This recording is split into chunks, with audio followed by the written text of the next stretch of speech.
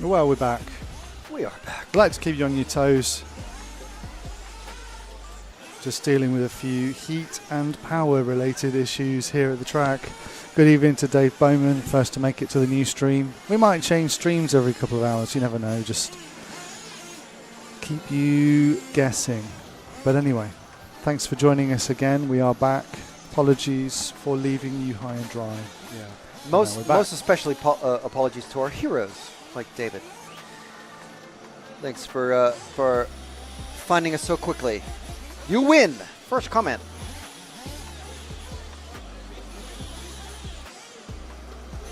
So the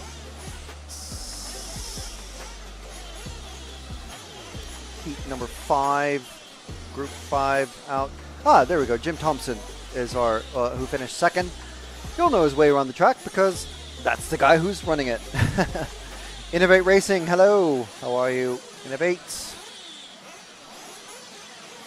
Thanks for finding us again on the new live broadcast. So we do apologize for the technical hitches. It's kind of it's a normal thing because every track that we go to is just a bit different. And there's always some little issues here or there that we're trying to sort out. And it's just practice. Yeah. For everyone, including the internet. Yeah. David says, a real hero comments first. Indeed.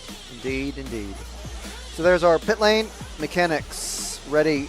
And like I said, look at all the mechanics who are out. And there's one of them that has a headset on that I can see. It's group 6.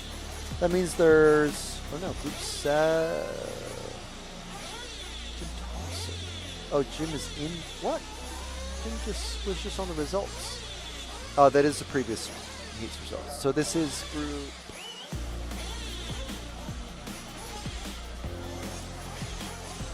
7. It's coming out. Why does that say? 6 is coming out. 5 is just completed, if they're doing them in order. Yeah, there must be. But Jim... There we go, 6 just reloaded. So that's group 6. Yeah, but it showed Jim... So is the Live RC out of date? Because that says group 6. Jim is there. Yeah. Well... And is that Mike Craddock in car 11 in this one? Let's see. It is Mike Craddock.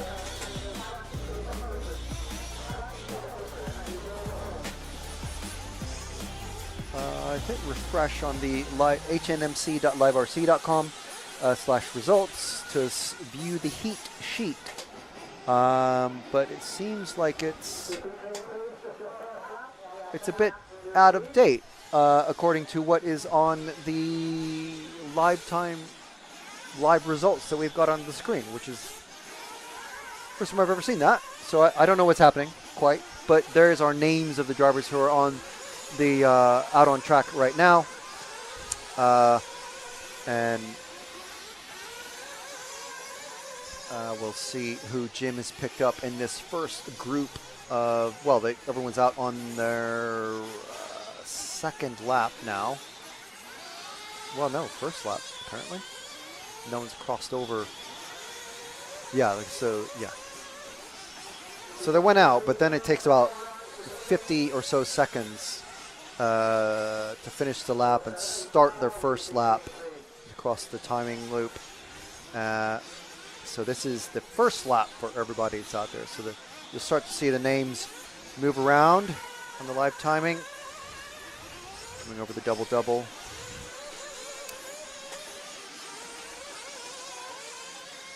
Around the brick section, down the straight, into the carousel.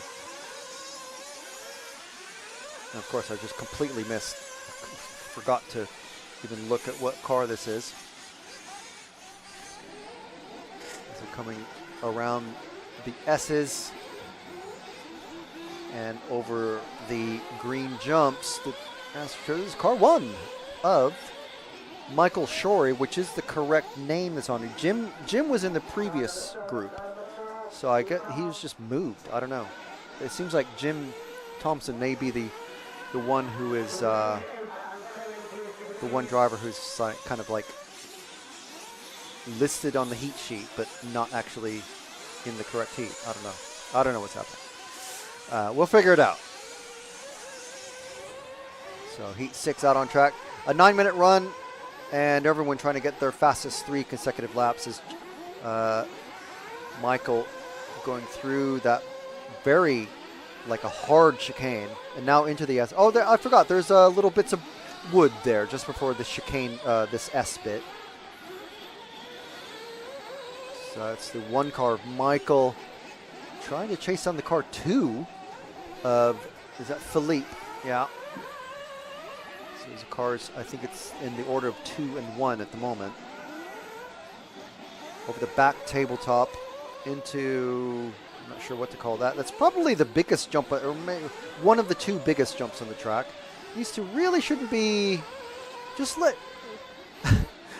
stop fighting. You're only, this is only practice still. It's not qualifying. There you go. Just come in and have a break. Have a sip of tea. Or get refueled. And there we go. There's the pit exit. Brand new pit exit as well. Into the, I mean, that's like a bus stop chicane. Might be the name for that. There's the wooden bit. Where that car landed just now. Those are wooden like stakes or something like that, just laid across the ground. Very, very slippy when it's wet.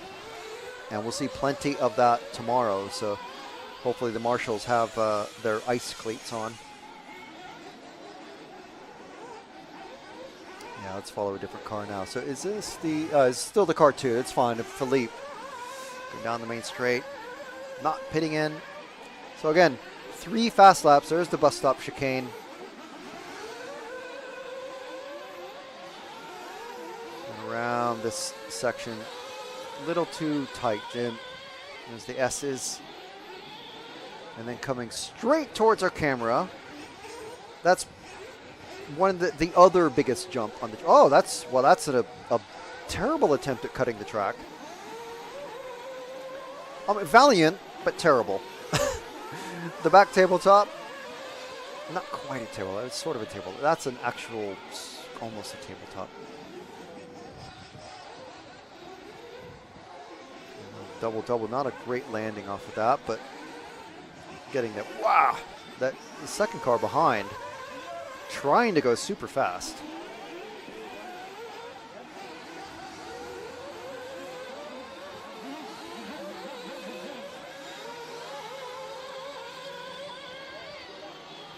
So again, this is one of those things, because I would say you need to treat this potentially just a tiny bit more important than qualifying. Obviously, everyone wants to go fast. You know, like I always say, racers going to race, but you need to be a bit smart about it, because if you're trying like super hard to get past the car in front, or even worse, if you're trying to run defensive lines to keep cars behind you, that just slows you both down. And you know, you're not really going to be worried about what the car behind you is, where they end up in qualifying. It's for you, it's more important where you end up. So just let them go. And now you can see this car. Look at the number of cars that comes past us here. It's the car 8 of Guillaume Marechal. I'm going to be terrible. Oh, getting it thrown about in the loose stuff there. Over the big Reds jump. And again, that's possibly the biggest jump on the track. That back, the one that just went over the tabletop landing area. The other one that's I don't think it's almost as big, but it's just not as big. Is the first jump coming off of the AstroTurf jump. This one right here. Whee! So some good air off of that, but it's not quite as big air as that tabletop landing jump. We'll try to come up with a name for it somewhere along the way. Maybe the TKR jump there, just because there's a TKR banner. So we do want to thank EFRA for having us here at the 2025 40-plus Nitro Buggy Euros. Thank you very much for all our viewers who are joined us. Let's see who else is here. Morning, guys from California. Is Adrian Bertin racing this weekend? No, he's not. I don't think he races anymore. Let's see if we can find car number 10. Well, no, I think we're a race late for that one. Unless Guillaume is Irish, which doesn't sound quite like an Irishman. No, Colin Whelan. What? Oh, no, I'm looking at position 10. Colin Whelan, so car 10. You stick with wherever you're at, Jim, and we'll see. I'll try to find car 10 when he comes past us. Of Colin from Ireland. Just the first of the two cars coming past us. There we go, with the yellow wing. Here's Colin Whelan from Ireland. No pressure, Colin. You just have several dozen people watching you.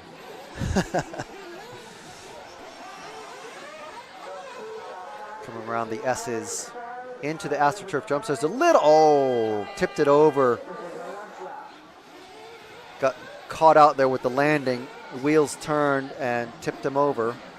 So over the double, over the tabletop into the steamroller section. Over the back Reds jump. The TKR tabletop. If we're going to have named sponsor sections, we need to have a section for the Ielasi, who is Ielasi Tuned, is our prime sponsor this weekend, and that's the run over. Look at that! Look at the size of the berm going into the pit lane there. It's amazing. You see this street art on the front of the pit lane. HNMC, Herts Nitro Model Club. It's been here for quite some time. Here's our pit lane. So there's our finishing order. You can see where everyone finished. Mike Craddock in car 11 finishing 11th. It's a fair amount of Brits in there. Mick, but it says Mike. Okay. Question for Mick then. Innovate Racings. Can you please follow my dad in heat number 1? His name's Nathan. So we'll try to remember, but drop us a reminder in heat number 10, please. John Hurley saying, been watching since 8 a.m. in North Carolina. And yes, I agree. The guy in California is up way early in the morning. That's 8 hours behind us. So that is quite some time. This is, what is it? It's like 6:30 in the morning there at the moment. And yes, Lutok, the carousel is made out of cement.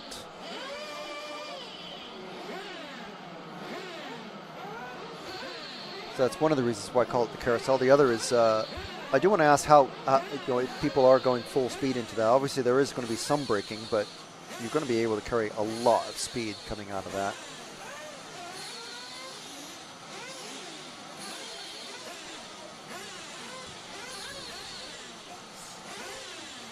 And Clubhouse is watching us from New York.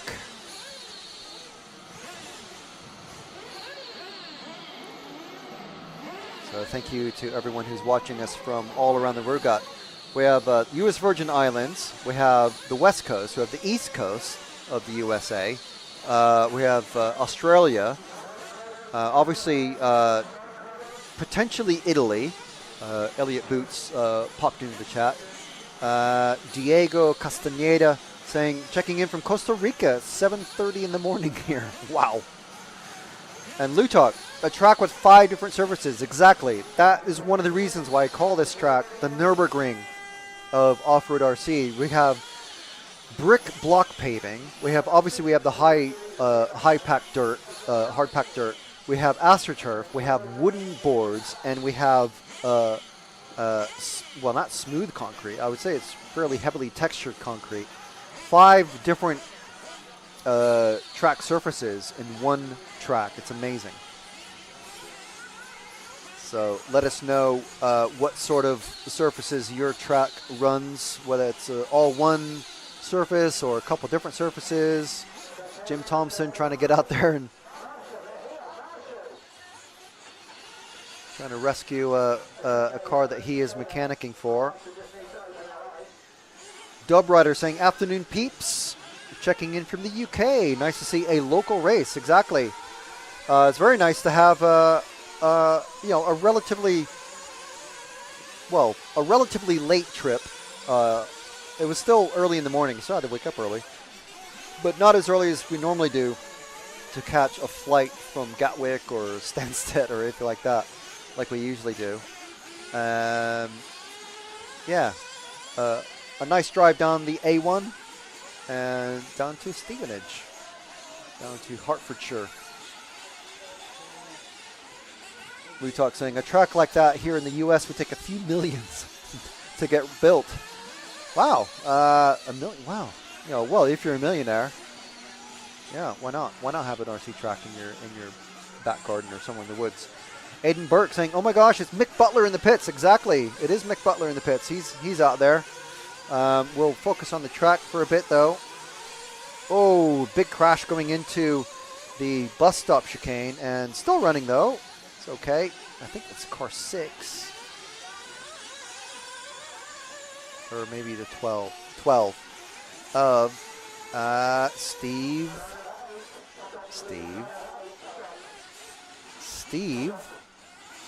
car 12, Steve Shakespeare, William Shakespeare's great-grandson. I'm kidding, I have no idea. But in this one we got Niels Lindbuck,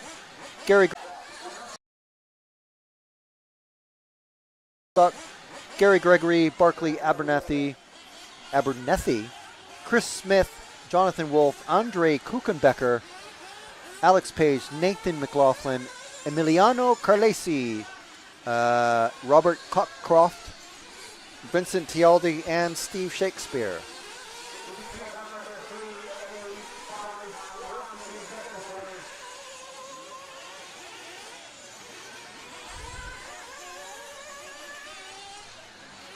And coming towards us on the green. I don't see the issue. 12. We're still with Steve. Coming into the roller section.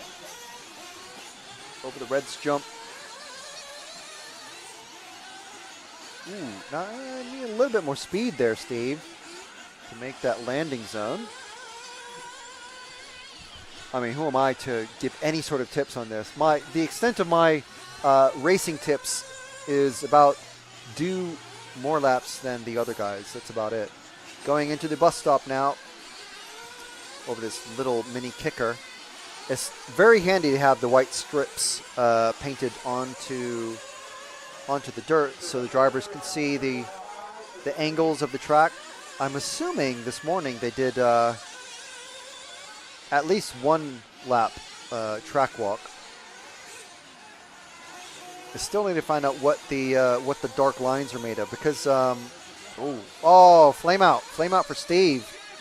Gonna get picked up by a marshal and then just set on the side of the road. Let the that is Jim Thompson getting back out there again.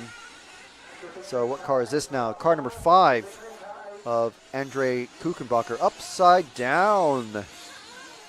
As I think it's a car 1 just went past. Now we have 4 cars all gathered together again. Stick with this white car and the other car just behind. See what these guys, if they drive smart or just drive like racers. Oh, a little bit too much throttle there. Now the landing off of that big jump, where the white car had that bad landing, that's a wooden garden stakes basically. So it's very, very slick. That's the only wooden section on the track. But you can see as we zoom out there, oh, good landing there actually. Coming over the AstroTurf double. And then over the brick section, over the double-double, which is, this is all hard-packed dirt there. And then this section just there, that's more bricks, more bricks, more bricks, more bricks. Hard-packed dirt again. And then the concrete carousel into that first turn. You can see there's even like park benches at the top for some good viewing area. And there's the wooden bits there, just past Marshall Point 3. So it's, yeah, like we were saying before, 5 different track surfaces in one lap, which is, I'm pretty sure, is very unique. I think we've seen at the fairing track, which we've been to quite often, we have smooth sort of patio paving, hard-packed dirt, AstroTurf. There's rubber mats in some areas, like for the landing zones, and a couple of the hairpin, like chicane turns. But still, that's only 4 surfaces. So it's very unique here at the Herts Nitro Model Car Club.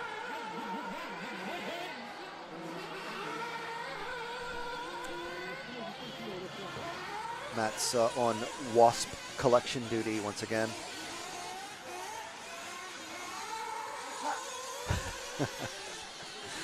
Sound effects and all. All right, let's head back to the live chat. We did have a request to follow a particular car in, let me see, car number 1. I think yeah, we are on car number 1 at the moment. Car number, Nils Lindbeck in heat 7. I think Nils is, oh, well, that's car number 1. Okay, so we've taken care of 2 follow requests already. S. Cullen in the live chat saying, check out Bad MCC in Northern Ireland, which is multi-surface. John Hurley asks, what does everyone think about the nitro fuel hazmat ordeal? They act like it will spontaneously combust, yet we ship lipos everywhere with no fees. Let's see. It must be a U.S. thing. Lutok commenting, but the hazmat deal came out of California. Just wait until they claim it causes cancer. Well, I'm pretty sure the fumes aren't healthy for you. I've seen more lipo fires in the past 5 years and never seen a nitro fire in 15 years. I think I'm going to hazard a guess that's because there's a lot more dodgy lipos out there, and also you can't see the flames from nitromethane fires. But yeah, possibly lipos being more dangerous, maybe. What heat is JQ in? We don't know. He might be in a particular heat, but we haven't seen him. I think he's in a bar in London somewhere. Last time I saw. Yeah. Nitro's like diesel, needs compression. But I have seen a nitro car catch on fire before, and the flames are literally invisible. So, but that was many, many years ago. But still, it was. It does happen. Probably not all that often, but I don't know. I mean, it's invisible, so people don't see it very often. Yeah, I mean, that's... yeah. These might be on fire now, for all we know. It's invisible. Invisible flames. .net. InvisibleJQ.net. Yeah. Sadly, at this point in time, yes. Pop onto his Instagram and ask him like what heat he's in. I'm sure he doesn't know. Let's see. He's not 9, and he's scheduled to be in heat 10, but time will tell. So that was heat 7, heat 8. As Monday follows on from Friday. Is next. Exactly. It's meant to make you think, Matt.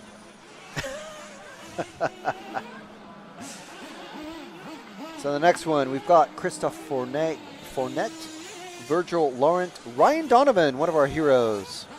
So the very first car we're going to follow, Jim, is car number 3 of Ryan Donovan. Winston Barnett, Colin Brennan, Dan Hancock, David Rose. Okay, here's the good one. Ratajcik Rafal, Ratajczyk, Bruno Jasmine, Barry Carolan, Francois Neroni. Okay, that's a good one. Is he French or is he Italian? And Michael Riviere. And we'll be back after this.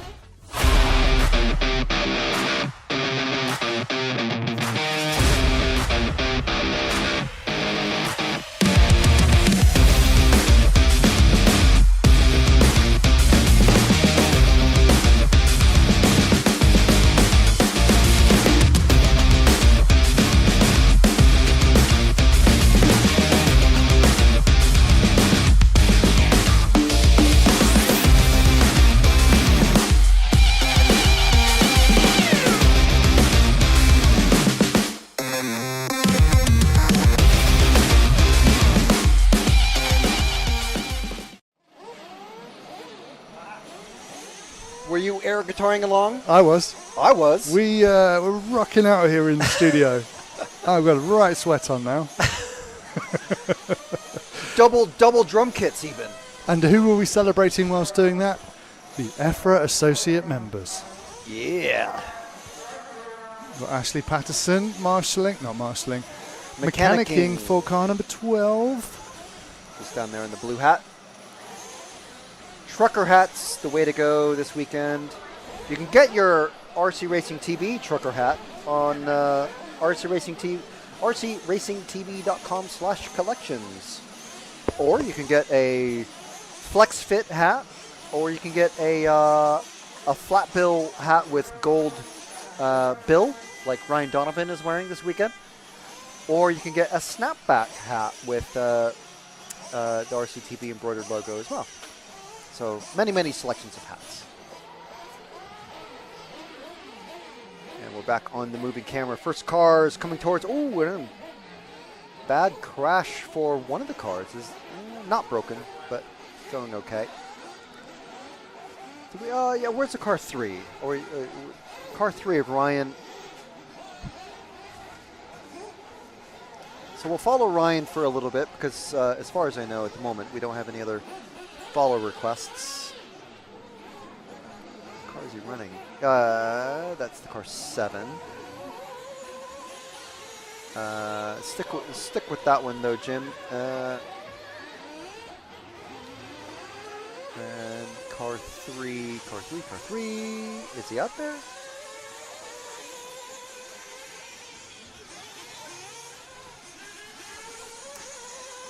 I believe he's out there. This is supremely exciting.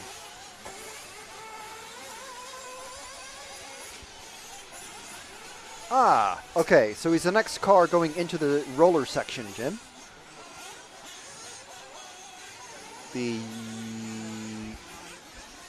red and yellowy car? No, the roller section. Now he's going over the big tabletop. I think that's the one. No, it's car 4. That one there.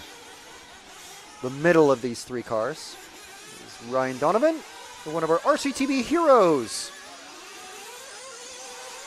He's trying to get past. Like I said, racers gonna race. That's what they do. Let's see who. Any in the chat.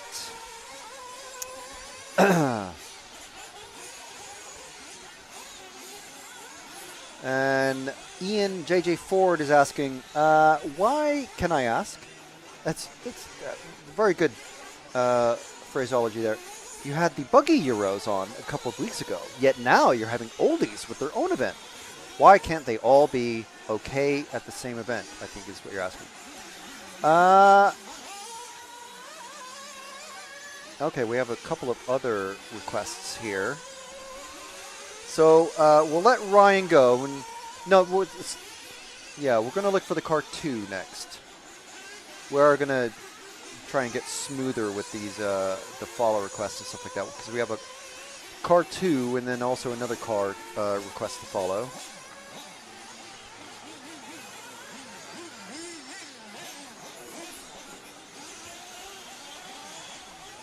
is the in the middle of the track, going towards The roller just section? doing a Okay, coming yellow across. body in the far corner, going through the hairpin now. Okay, I think That's the we've one. got him. Is that the one?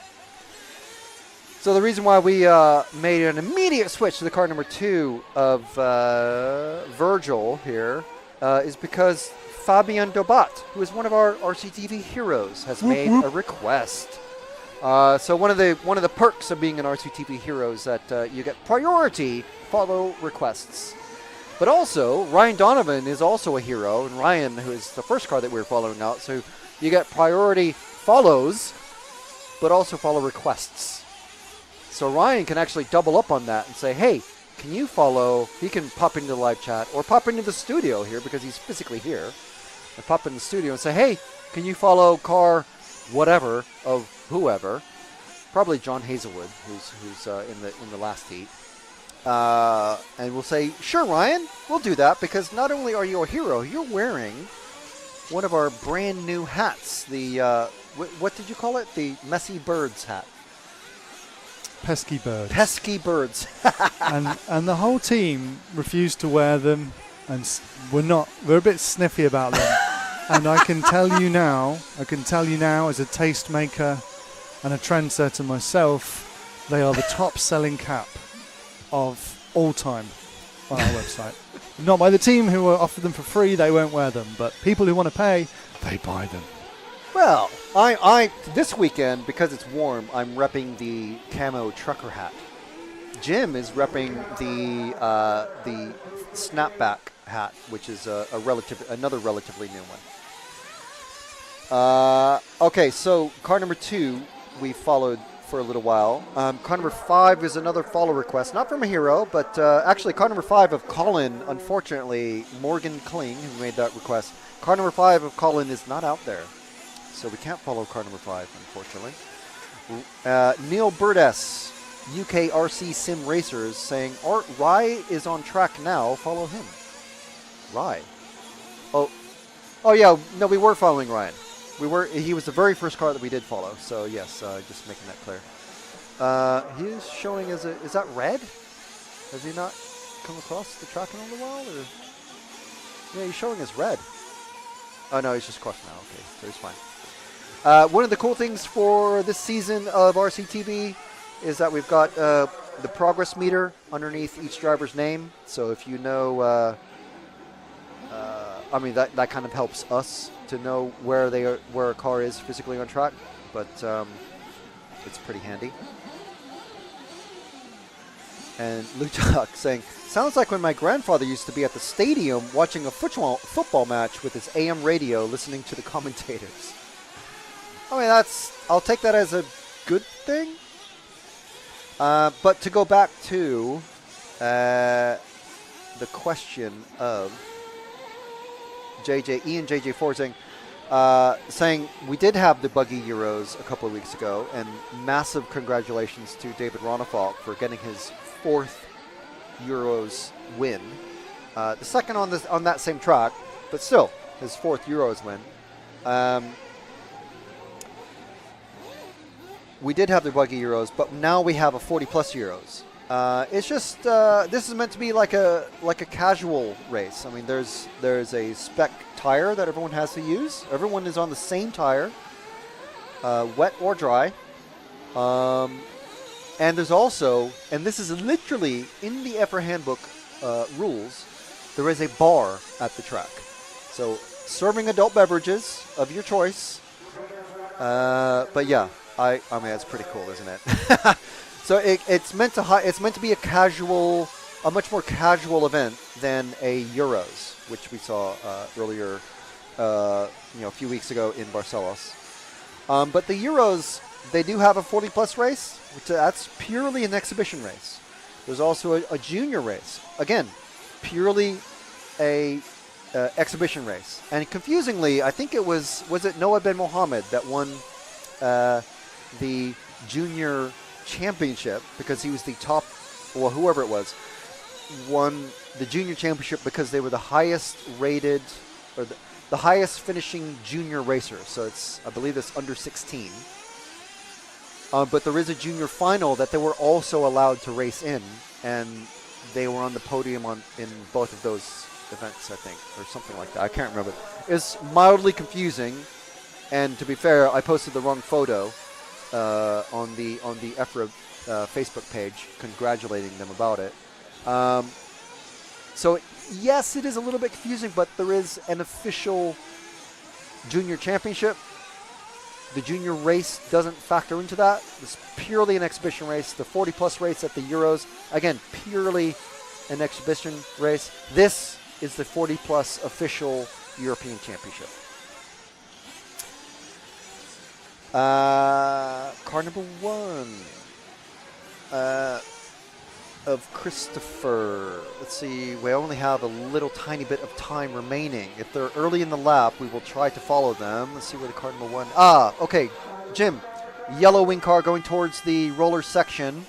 They're doing the last half of the lap, going over the big jump just for the Reds banner, into the hairpin. We're on the car number 1. There we go. So unfortunately, yes, sorry, Morgan. We missed following Colin for you, but we are following the car number 1. Oh, and he's flamed out of fuel. So 9 minutes. Couldn't make 9 minutes. That's actually closer to 10 because basically you come out of the pits, there's a 50-second lap, and then your time starts. So you need to be able to make 10 minutes for these controlled practice runs. Well, technically, you only need to make 3 laps in a row. But for qualifying, I believe qualifying is going to be 9 minutes. So you need to be able to make 10 minutes on a tank of fuel. This is a long lap. So I think qualifying, we're going to see some drivers struggle. That first lap, they're going to go around, creeping around on half throttle. Someone in technical inspection is very eager about something. So yeah, the first lap, it's not a timed lap because when you come out of the pit lane, of the pit exit, you're not going to be, you see the pit exit there. You have a 50, and there's Ryan with his hat. We meant to show him. Jim, can you just scroll down? Just scroll down. Tilt down, just dolly down, and there you go. There's one of our new hats that Matt is massively proud of, that Ryan actually paid good money for. Ryan, of course, running the Nemo buggy. Many of the drivers here are running Nemo, actually. I mean, pretty much based in the UK, but they do have growing teams in France and other countries. There we go. Ryan, make sure and scroll back. Someone message Ryan back and tell him that we featured him after his... There you go, putting on the Razor sunglasses. And now we're back out for Heat 9, so 1 heat away from the top heat. So this race featuring William White, Breaking Bad himself, David Gibson, Mick Townsend, Wayne Buckhorn, Dave Bailey, Dave Shedd, Julian Latanzio, Christopher Grimes, Matt Grimes, Anthony Williams, Sebastian Sully, and Peter Van Tonder. And it looks like the names all seem to match up with what's on the timing there on screen. I think you mean Walter White, but anyway. There is that. Yeah, Breaking Bad's brother. Sorry. Raceway 1. What?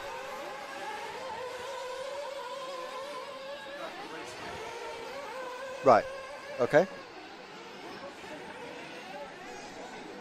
All right. So if we have any follow requests for this heat, I know we're going to have a bunch probably for the next one, because the next heat we've got many names that people will recognize. Graham Alsop, John Hazelwood, Neil Cragg, celebrating his 100th BRCA Nationals win. Amazing. Lee Martin, who, by his own admission, literally left the Associated team just so he can have a chance at beating Neil at his own game. We've got Jared Hayden Ball, also Jerome Sotel, JQ, Joseph Quagrain. He's supposed to be in the final heat, but he's not. We don't know. We don't know. And Kev Brunston, they're all in Heat 10. But we are following, what is this, white car? All white car, look at that. I mean, everybody's on white wheels, but this car has a white body and a white wing as well. Car number 2 of David Gibson. Let's stick with this all-white car for a bit. Going into the roller section, because there's a roller there. The big jump, the bigger jump with the tabletop landing, not getting a great landing there. The Astro double onto the brick section, and then the double-double. And here's the finishing section, all brick, all brick, all brick. And then back onto the dirt there. Into the concrete carousel, going into the bus stop chicane. It's not Spa, it's the Nürburgring of RC off-road tracks. And that's wooden stakes there for the landings. I actually went so fast, actually leapt right over the wooden stakes. And then back on that brick section there, there's 3 sort of corners of the track that use that brick section. It's a very large brick section. And actually in the bricks themselves, it actually says Herts HMRC, I believe is what it says, spelt out in the bricks. You can just see the letters there. There we go. Yeah, so we're with Dave Gibson, currently running 3rd. Should we put this in, Matt? Should we put this in the timing to show the 3 consecutive lap thing for the second controlled practice run? Because it's controlled practice, right? If we have things sorted enough to have another browser tab open at some point. Let's see what's happening in the live chat. If we have any follow requests. Car number 1, please, from S. Cullen. So that car number 1 is William White. We'll see. It's not the all-white car that we've been following. I'll stay with this car here, unless this is the one already. It is the one. Good eye, Jim. Running almost the old-school Ongaro paint scheme, the yellow and blue. And like I said, everyone running white wheels this weekend because everyone's on a Spec tire. So the 40-plus Euros, the only Nitro Buggy European Championship to run a Spec tire. Everyone on the same tire, wet or dry, no matter what the... obviously, tire manufacturers got together and decided, I guess, I'm assuming there were various bids and stuff like that put in, who would be the tire supplier, and then the supplier or the local club racers helping determine what would be the best tire for the track. But it is one of the unique features of the EFRA 40-plus Euros in recent years to have a Spec tire. So everyone on the same tire. So this is not what you'll see at the Euro A Championships, which is the one in Barcelos that we recently featured. That's open tire, so everyone runs whatever tires they wish. Now William doing the smart thing there, letting the slightly faster car go through, concentrating on his own laps. A little bit overeager on some of these jumps. A little bit wild. Maybe the clutch is coming in a bit early or late, because it seems to be just like tail happy coming out of the jumps, coming out of the turns.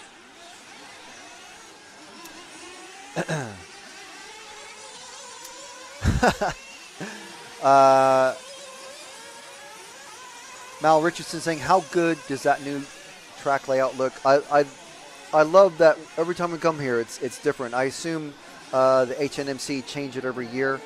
I've been coming here the last 2-3 years for the enduro race, which is always good fun, good laugh. And yeah, it does change every year, just a bit. And this year it's changed a lot, which is great to see. Obviously, they put in tons of work. All the track barriers are new. There's a new referee stand section of the driver's stand, which we'll see at the end of this race in 2.5 minutes. And you can tell that they put in a lot of love and a lot of work, and of course a lot of money gone into improving the track. And not just this track, the 10th scale track as well. I need to have a look at the Basher track also at the end of the day. But yeah, definitely.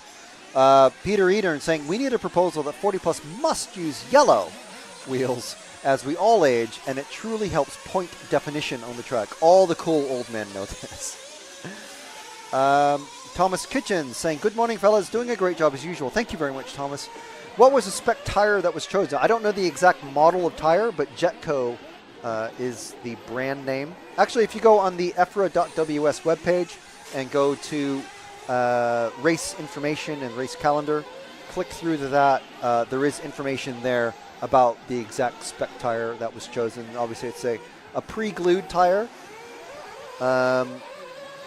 But it is from the Jetco manufacturing. Jetco, one of the many club sponsors that you'll see cycling through the that you'll see around the track.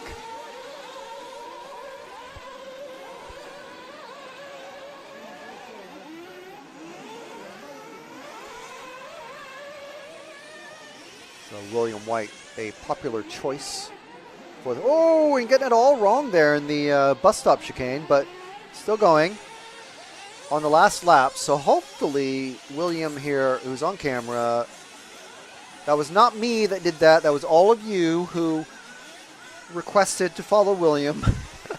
So if he watches back his laps, that was not a commentator curse.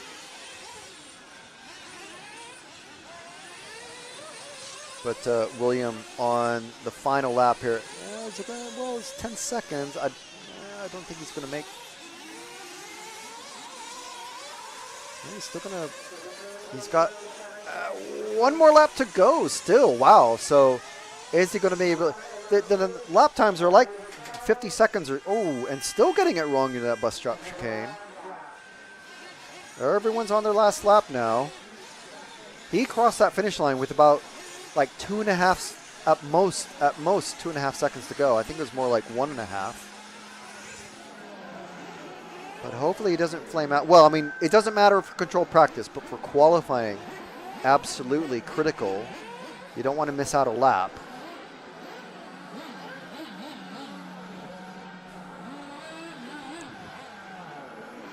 We did see that happen to one of the cars that we were following. And William White coming over the final bit of brick paving there, and there's the finishing line. And into the pits. Good stuff. And there's the cars getting collected.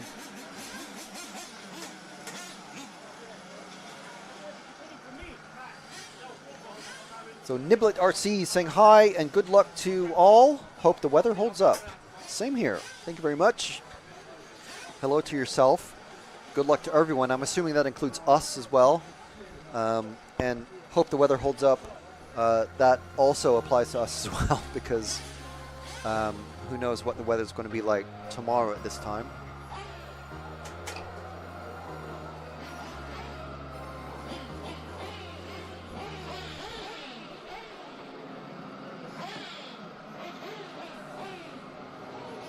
And Jim, if you could just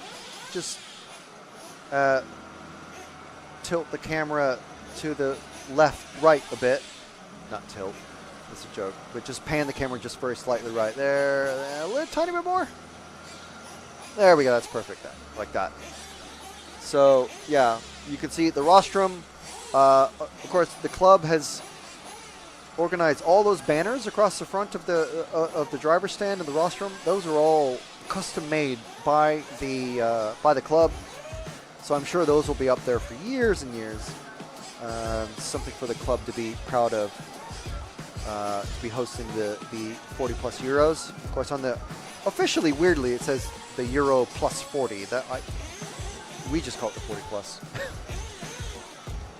and some people in EFRA just call it the oldies race. So, but this one here, next group up are going to be some very familiar names. and I did run through some of them already. So in this one, in car 1, we've got Morten Fortmuller, Graham Alsop. So we don't see Graham at the Euros pretty much ever. He's one of these British racers that only runs in the UK because I'm very certain that he's not a full-time racer. He's on the level of a pro racer, but he's not a full-time racer. He's got a day job.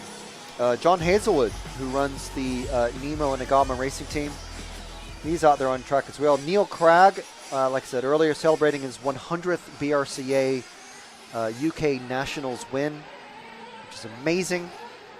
He is out there, and we celebrated his win in the latest episode of RCTV News. Catch that in between the runs here. Latest episode of news out a couple days ago. Got Lee Martin, another UK legend, another multiple European champion, just like Neil. Simon Willits, Simon Reeves, Jochen Weissner, Darren Hayden Ball, Jerome Sartel from France, running Associated this year. Joseph Quagrain, who is, I'm pretty sure, not going to be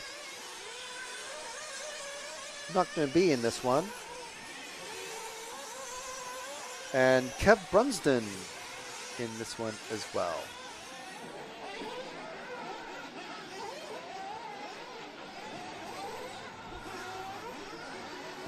So we're hoping the internet catches up with... Yeah, they're still in order. Oh, yeah. It's still fine. It's just spaced out. Yeah. They're just spaced out. Yeah. I mean, we can blame JQ for that, can't There's invisible drivers in between. Invisible speed drivers doing the invisible thing. It's the data. It's just not presented how we would normally present it. Yeah. So, of course, we are going to follow some of these drivers as well. Starting with Graham Alsop. Well, actually, who's this? Let's see who this is first. This is, I think it's car 3 of John Hayes. No, it's car 5 of Dave. One of the Daves. Let's see what car number Graham is. Stay with this car, Jim, and I'll find the car number 2, who is actually, he's going into the roller section now. The last of the 2 cars going over the big jump just in front of the Reds banner. Got pink on his white and pink with the black wing. There we go, there's Sloppy.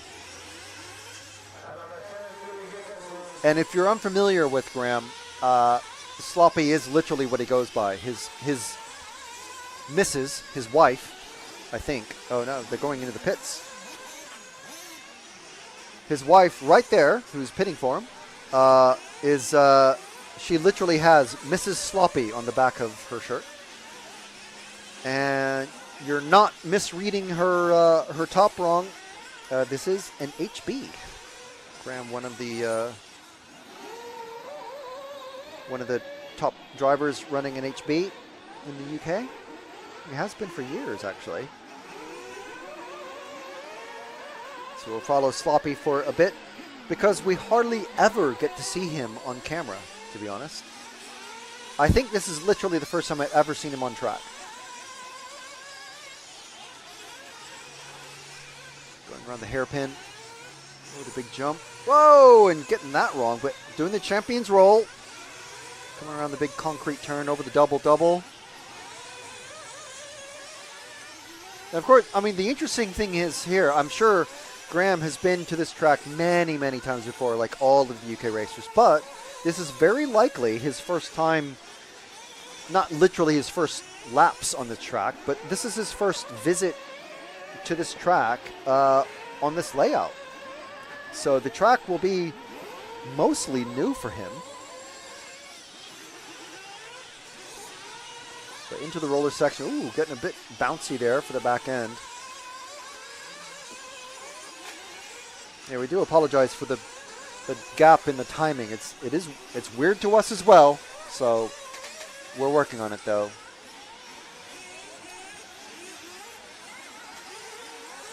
And Fabian Dobat, one of our heroes, again asking, can you film car number 10, please, of Jerome Sartel?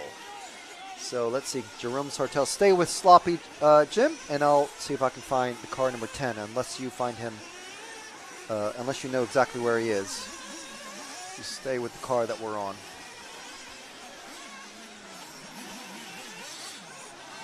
Graham making another little mistake. These little mistakes don't matter. It's only control practice. 3 consecutive fast lap are what counts in these. Okay, so Jerome is the next car going down. There we go. The Pink Panther, running the pink body shell, white tires, white wheels, I should say, just like everybody. Yeah, everybody running white wheels because, as I've said before, handout spec tires, I should say, this weekend for the 40+ Euros.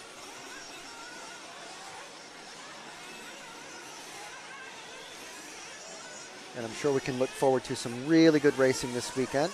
Really good racing. I mean, many of the same racers that we're familiar with. Just, and you know, the level of racing that we can expect from former, you know, European A finalists and World's A finalists, but just with a bit more gray and an on-site bar.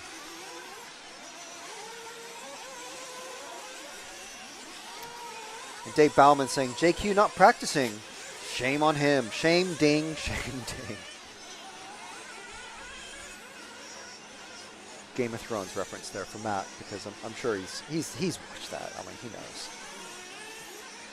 So this here's the Pink Panther, Jerome Sartell. I believe he's, well, probably the top French associated representative, but probably also the French team manager.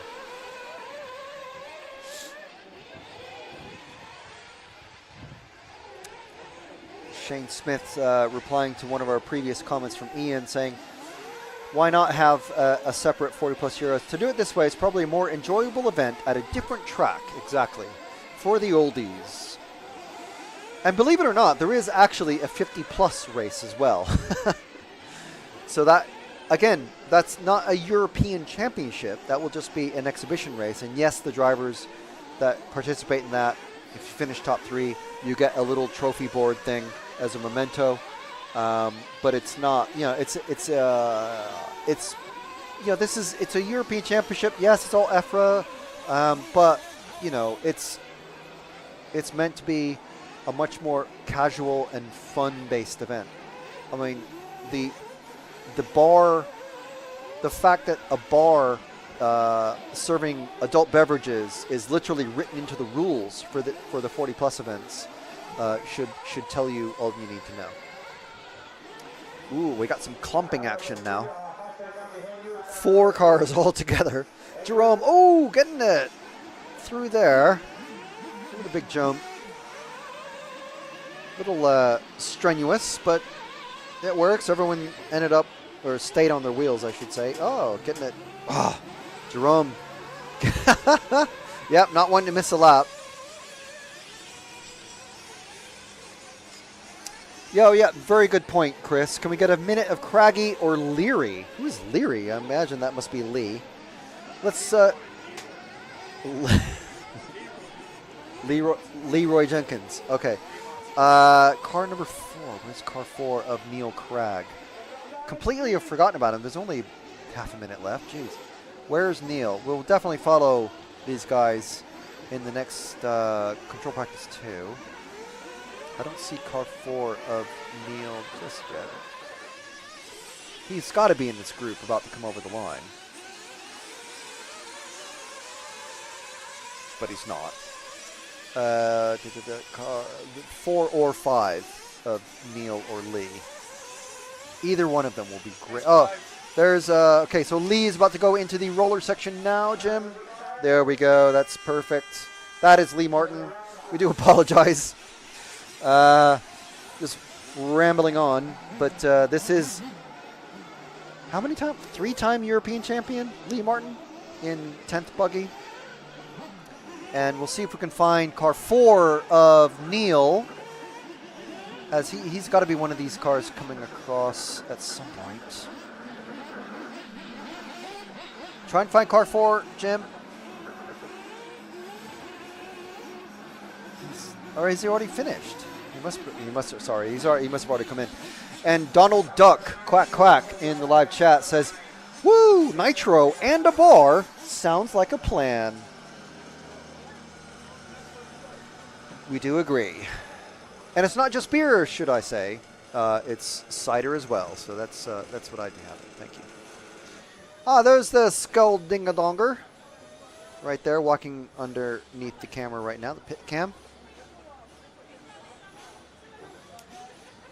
Neil finishing with 7 laps, but doing his, let me see, how is this counting it?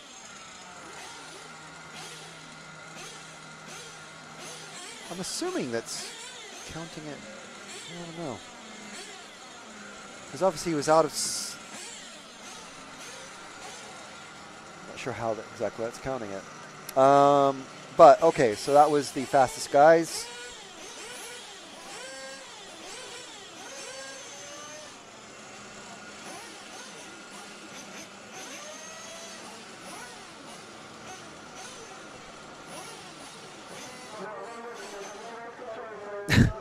What's happening now? Everyone's kind of like looking around, wondering where they're meant to be going. Is there a break? I don't think there's a break. 3. Okay, so we're running a few minutes behind. Control Practice 2, Round 1, or Group 1, is meant to be out on track at 3:23. So everyone's a bit early. So I think everyone that just went out on track, they're kind of all looking around going, are we meant to be out here yet? They're not. So there is a little bit of a break, I believe. We're running, well, we're roughly on time. But there's about 8 minutes in between the end, scheduled between the end of Group 10 and the start of Group 1 for Control Practice 2. So just a very rapid rundown of what you, if you're just joining us, what you might have missed this morning was free practice rounds 1, 2, and 3. There's 10 groups of racers in each round, and there's 11 or 12 racers in each group. So it's roughly 115, 120 racers. And they had 3 rounds of free practice this morning, and then a lunch break, and then the controlled practice, which we just finished the first round of. The controlled practice is what counts for qualifying. The controlled practice, racers are looking for their fastest 3 consecutive laps, not your fastest overall time over 9 minutes, fastest 3 consecutive laps only. And that's why the finishing orders look a bit weird, because some drivers with 7 laps are finishing rated ahead of some drivers with 10 or 11 laps. So those drivers got just 3 consecutive laps faster than the other drivers that they're ahead of. That's all. No biggie. And then the second round of control practice is about to kick off. And it looks like we're about 7 minutes away from that, if I'm doing my math properly. So control practice 2, Group 1, they are on the track officially in about 7 minutes. And I believe, Matt, we're going to record the opening ceremony?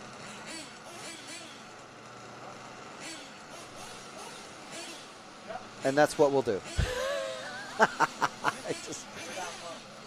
With our minds. So yeah, we won't record the team manager meeting, which is due to kick off at 6 p.m. Because no one really wants to watch that. But the opening ceremony, much more enjoyable.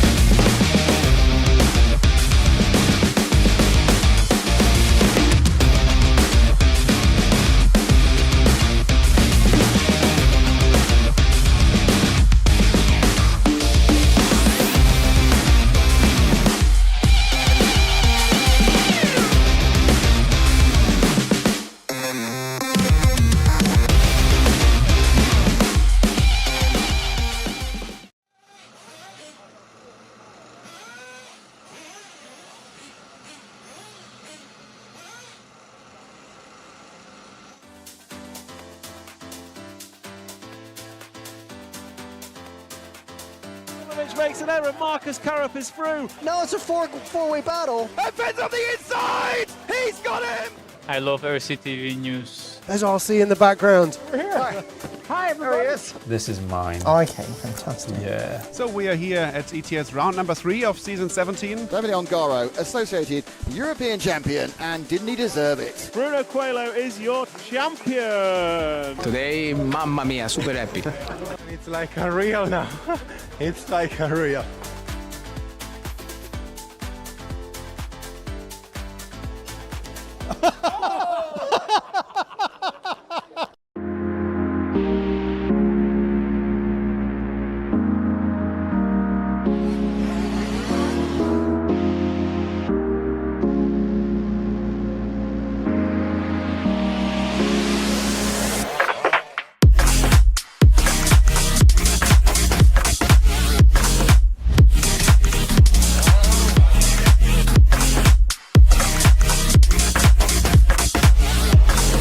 On him now, we got the Mink on. Now it's a four-way battle. Poleman is being run back to pits. Our Poleman is going to miss the start. Oh no! Hatler's going with Ben. Ben and Hatler right together now. On the last time, and Ben's on the inside. He's got him.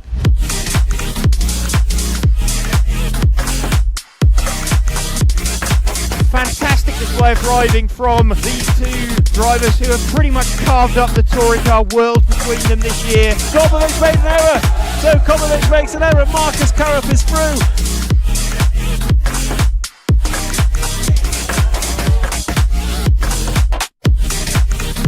To take the most amazing European championship. That is absolutely unbelievable. Mark Reinhard takes the European Championship. Yeah, it had to be a while, man. Waiting for it a long time again. And crossing the finish line for the last time, Dario Balestre is our 2024 European champion. As always, another title. Dario Balestre got to stop and go on the penultimate lap. Still hang on to the lead there and take the win. The four-wheel drive European champion for large scale, Van Helmen. And the winner, your European champion, is Juan Carlos Canas. Davide Ongaro, associated European champion, and didn't he deserve it? Bruno Coelho is your champion. Michael Olowski then comes across the line to win the European Championship.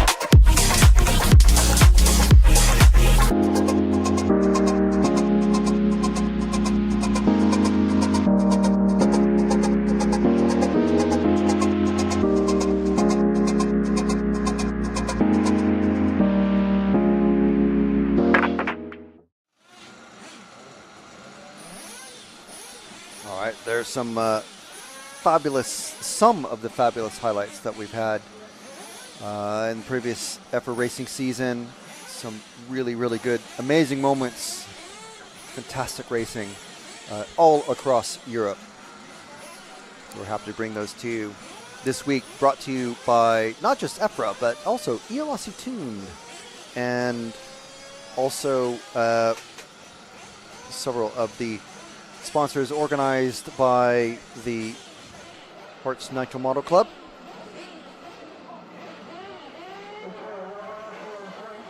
So thank you to all of them. We've just been informed that tomorrow's racing schedule will be updated from 10 groups of racers to 9. And the time schedule will be changed a bit because we are expecting a fair amount of weather tomorrow. And by that I mean rain. So be sure and if you're watching and you're paying rapt attention to who is out on track and when they are going, make sure and check that out so you know when they're going to be out on track. So we're going from 10 groups of racers to 9. So coming straight towards us, we have any... Can we get Alan again, please, guys? So Alan is in car number 3. So we'll have a look for car number 3. Some cars getting their crashes in early. It's possibly the best time to do it. Maybe a little bit of a knock to the ego or confidence. But probably better to get the crashes out of your way. Just get the crashes out of your system. Do a couple of flips. Car 3 is just headed towards. There we go. We've already got him. Towards the roller section now. Oh, and over and again. That's okay. It's all right. Okay, well, maybe, yeah. So this is all on you. All of these crashes, all on you, Sean. Alan can give you the blame for any of these mistakes, because that's how it works, right? If you're if you know people are watching, you can always blame the people who are watching. Into the bus stop seems to go okay. Into this double apex left. Into the S's. That's Sean doing the face palm emoji. This is all you. All you. So while we finish up this lap with Alan, let's see if we can find car 6 of Chris Reeves. Chris, somewhere out in the early part of the lap, so soon to come across the green bit, the big AstroTurf jumps. Car 6. What is car 6? Hopefully it's not this. No, it's not the red one. Car 6 is the yellow car with the clear wing going into the roller section. There we go. Jim's already on him. Oh, and over again. That's your fault, Zach. Over the big jump. And then over the bigger jump. Yeah, it's okay landing. Need a bit more acceleration coming off of that, out of that turn. Over the double-double. And that's a good thing. If you're unsure, I mean, for many of these drivers now into the pits, of course, it's not something you're going to want to do in qualifying, because if you have to pit during qualifying, it means you're going to be, what, 10, 20, 30 seconds down? Maybe not that long, but maybe 10 or 15 seconds. But I don't know. I don't know how many of some of these drivers are going to be able to do a full 10 minutes around.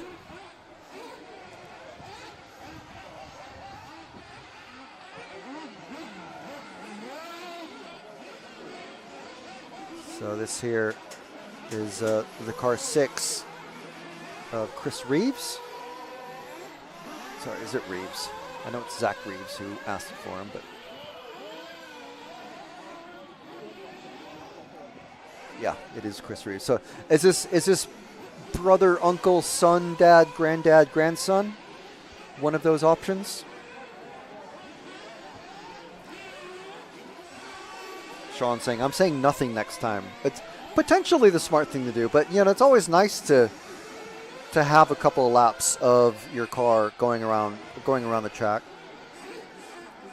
I mean, no one can do a perfect lap. So, you know, it's it's just a funny thing to laugh about. It's all. We're not doing it to be mean. Going into the roller section now is Chris. Oh, and over again, a little bit. I don't know. Just a bad landing and then steering on the rebound. Zach saying, "I'm the sun." I think we had this question before, actually, in the first round of control practice. So,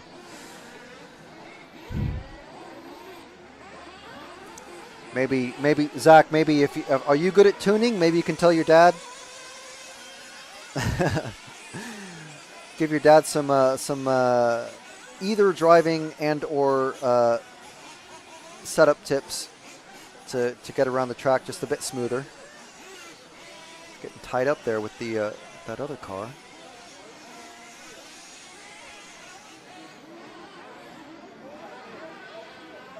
And again, we've got a couple of cars not starting this one. There's Craig Homer and Neil Kapoor.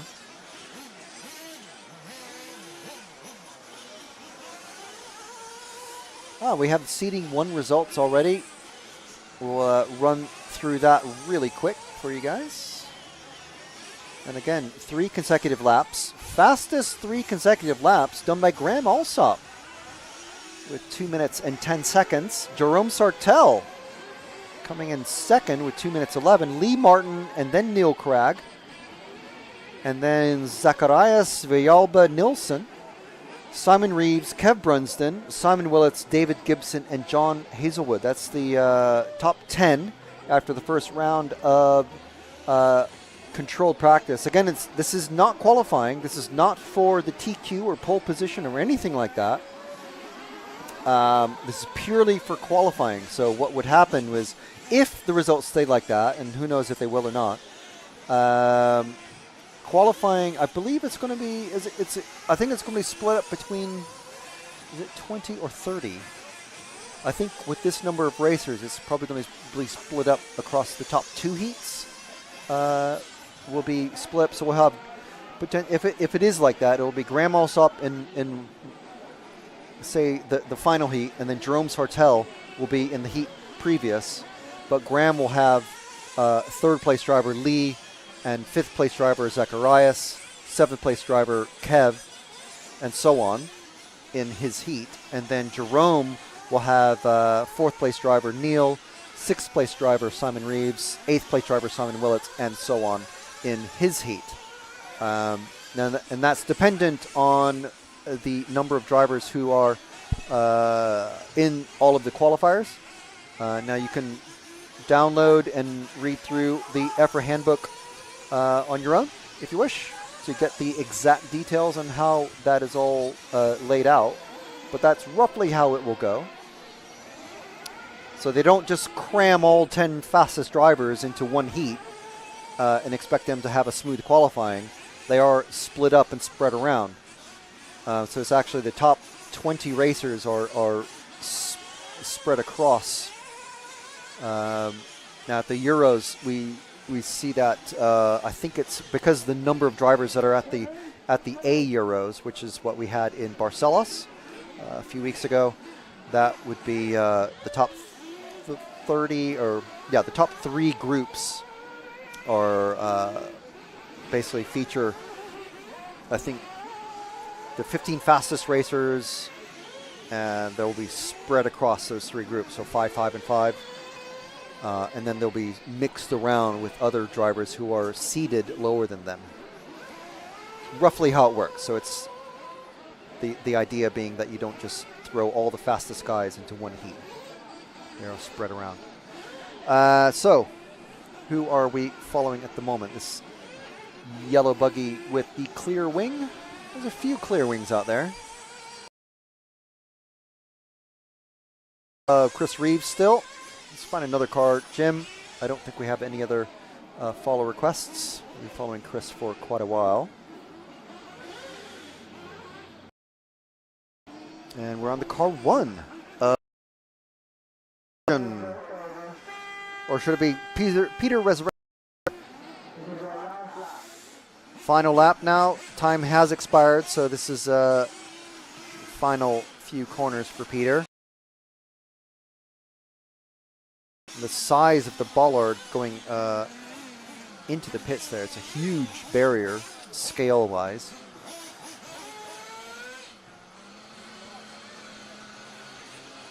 So there we go. Thank you for everyone who's joining us. We are live from Hertfordshire in the United Kingdom, in the heart of England, not far from Stevenage, if you look for us on Google Maps. We are here at the EFRA 1/8 Buggy 40 Plus European Championship. So this is the official European Championships. And just to clear up confusion, because we have had this question come up already multiple times, this is the official European Championships. If you'll remember, at the Euro A and the Euro, I think even the Euro Bs, they have a 40 plus and a junior final. This is the official 40 plus. The 40 plus at those events are just, I mean, they do count. You do get a trophy if you finish on the podium, but it is it's an exhibition race, so it's kind of there to fill in the gaps between the semifinals and the main final, so that drivers have a chance to repair their cars and, you know, do all the stuff that they need to do to prep for the main final. It used to be, I think it used to be like a parents race or a mechanics race or something like that, but then that means that the mechanics are of the A finalist drivers are using the cars that are about to appear in the A final, and you know, when you're driving someone else's car, you don't care for it quite as much as if it were your car that were about to go into the main final. Chris Horsley saying St. Evenage. I suppose, is that a local thing? I'm not sure, but yeah, Stevenage. If you follow Formula One and Lewis Hamilton, it is yes, it is the city where Lewis Hamilton grew up. So we have seen Nicholas Hamilton at this track before, and Lewis has been spotted coming down. Obviously, you know, kind of wherever Lewis goes, tends to be a maelstrom of looky-loos.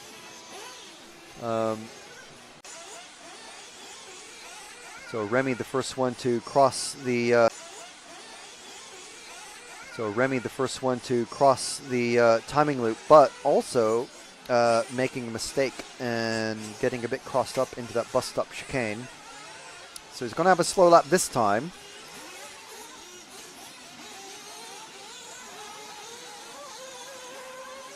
But there's plenty. I think they're going to do, what is it, about 10 or 11 laps, depending on you know, mistakes and overall speed and such. But 10 or 11 laps, and as long as you can do 3 of those clean, quick as you can, without any mistakes, that's all you need to do. So if you make a mistake like that, let's see what car this is actually. This is the car 3 of Mark Hinton. So we'll stick with Mark here as we're going through the roller section. Across the back jump. Oh, so it's a couple of mistakes, which is fine. And another mistake. Again, fine, because he made a mistake earlier in the lap. So just concentrate, just cross the loop and do a clean lap. And if you can do that, now he's going into the pits. Okay, so now this is going to be a slow lap, because now he's crossed the timing loop and a mistake in the pits. And you can watch this mechanic do a refuel and out into the pit exit, into the carousel, straight into the carousel. So now again, so this lap is going to have to be, you kind of settle down. Hopefully your mechanic or whoever's on the either half of the racers seem to not be wearing headsets. So, but no matter what, if your mechanic, whether your mechanic is below you or on the headset with you, just saying, okay, look, just calm down, just take it easy, just go as slow as you need. Let this car pass you, ideally, because then you're not trying to hold them behind you. Well, they made a mistake now, so it's fine. Stick with the green and white car. So we're following Mark. It's going over the double-double. Now, ideally, he's settled down. He's calmed himself. He's going to take a breath. You're going to cross the lap now. Now we just need one lap. One clean lap. That's all you need to do. And then the next time you cross the line, do another clean lap. That's all good. And then do another clean lap. And then those are your 3 laps. There you go. That's all you need to do. All right, let's find another car, Jim. We'll leave Mark to... oh, not that one. Zoom out a bit, maybe. One of these cars. There we go. The purpley and white car into the carousel. And I think that is Tumas. I'm not sure. And he's made a mistake in the carousel. Okay, that's entirely Jim's fault because he picked this car. Is that? It's a car 11 of Dave Langridge. Big air coming off of that jump. Get tipped over there, but at least in front of the marshal. And Marshall puts him on the correct side of the track. Good.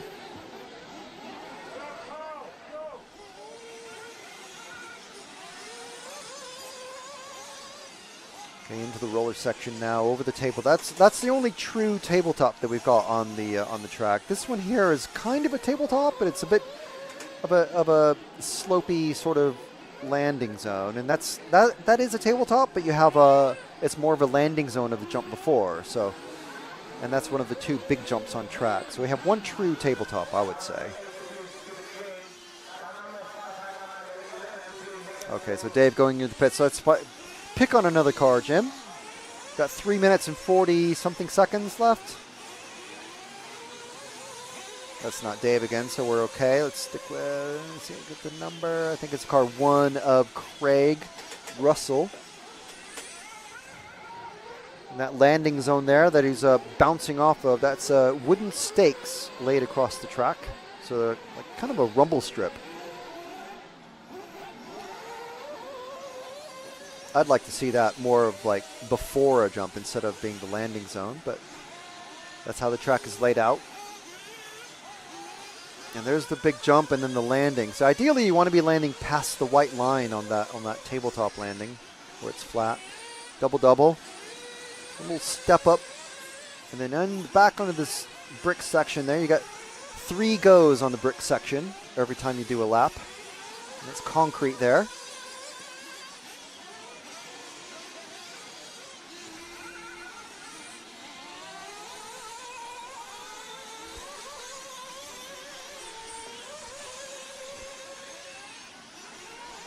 Coming over the AstroTurf jumps. That's the other of the 2 big jumps on track.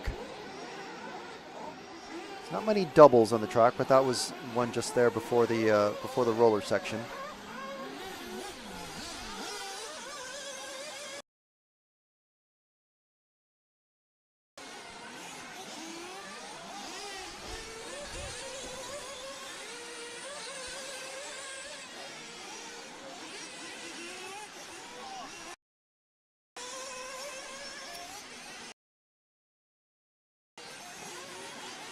Bus stop chicane. Call it that because it's a very, very slow chicane. That's a chicane that you absolutely cannot miss. You can't. There's no quick line around it.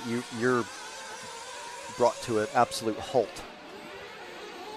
And then whee over the big jump. So brick section, part 1. And there's a tabletop into the roller section. You see the steamroller top. It's not a steamroller, but it's not a traction. Oh, and he's gone off the track. It's stuck in the fence. Got the zoom of doom. There we go. And then, yeah, a little bit too much throttle coming off of that big jump. But I suppose it's the feeling. Maybe feels he's not getting good traction coming out of that hairpin. 1 minute remaining. Oh, and another mistake going into the bus stop.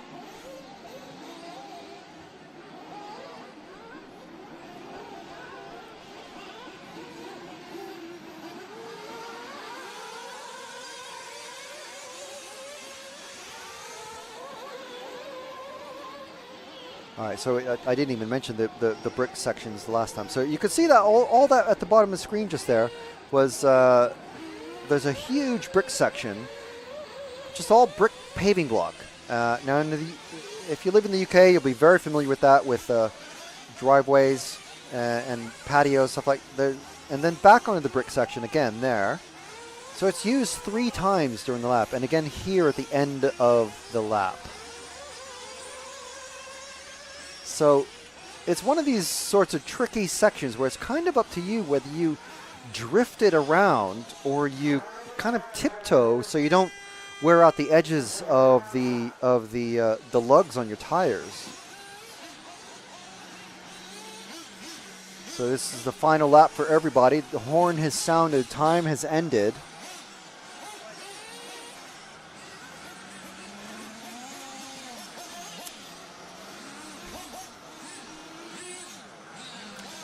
Cam Felton saying, "Afternoon, everybody." Hello, Cam.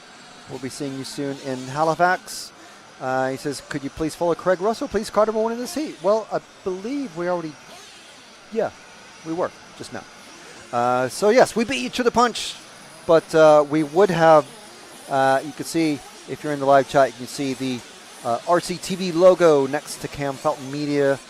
His name there, his name's in green as well. He's one of our RCTV heroes. So if you want to know what is the deal with that, you can click the join button, or you can listen to me for the next 10 seconds or so. Basically, you get a discount on RCTV merch on rcracingtv.com. You also get priority follow requests, and you also get obviously your logo and your highlighted name and some other cool stuff on the live stream. So make sure and check out the if you want to support us like literally directly, click the join button and you can join the RC Racing TV heroes. TW in the live chat saying, go Kuchenbecker, old men have fun.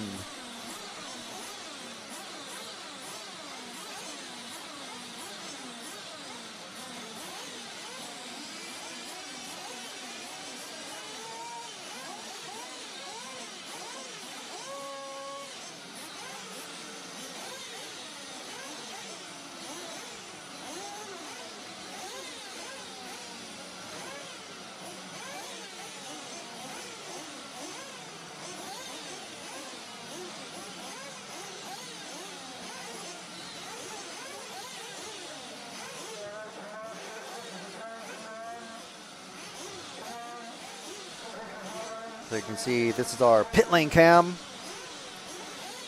This is the pit lane.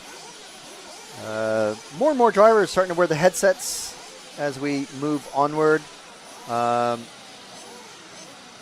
can only imagine it's because they're the drivers that not just race frequently. I imagine everyone here races regularly, but more and more drivers who are have a bit more available funds to get those headsets. They're not cheap, but they are very handy because you can talk directly to your driver without having to scream up, whether it's 10 or 15 feet past, trying to make yourself sound loud enough among 10 or 15 other people who are screaming up and down at each other. And obviously all the engines. So there's plenty happening in the pits always, but those headsets do really help. All right, so let's see who Jim has picked up. Who's our first, I don't want to say victim, who's our first star? This green and white car with the white wing looks very nice actually. On camera, very striking. Number 5. We don't actually have the timing happening. Timing is not working for some reason. But car number 5 is Paul Fitzpatrick. So we'll stay with Paul. This white wing. It really works with the. I know people. There's just like this debate. Yellow wheels making you faster, or white wheels, whatever. Me, I'm still preferential to the spoked wheels, but hardly anyone makes spoked wheels. But yeah, I mean, with a white wing, I suppose there will be cars here with yellow wings, and obviously there won't be any cars here with yellow wings and yellow wheels as Paul goes upside down just ahead of the brick section. So. Into the bus. Oh, you can see why that bus stop is giving a lot of people. That's a tricky section, I must say.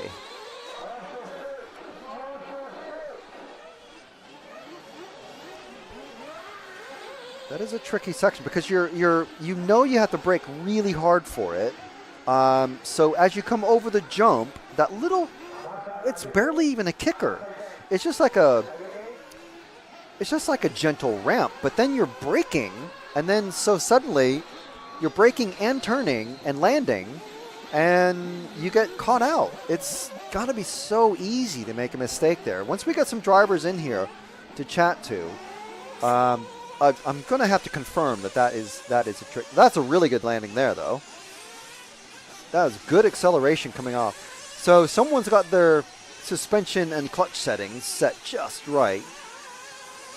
Clutch and clutch engagement and stuff like that are certainly going to be one of the prime things that you're going to have to be careful of if you're trying to get into Nitro Buggy. I know there's a lot of people who are more used to electric and e-buggy and all that, but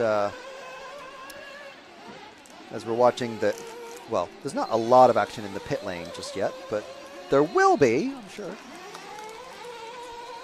Let's see what's happening in the hairpin.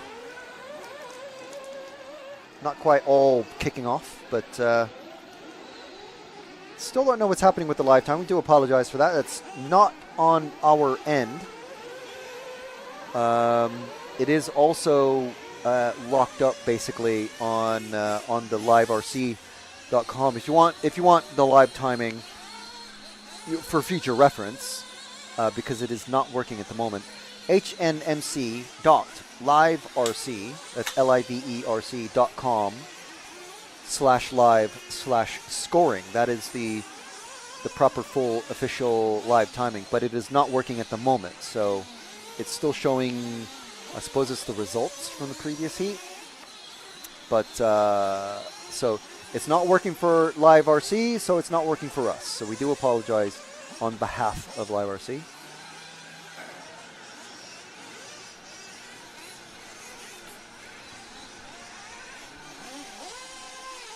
But there's the action. I mean, the local.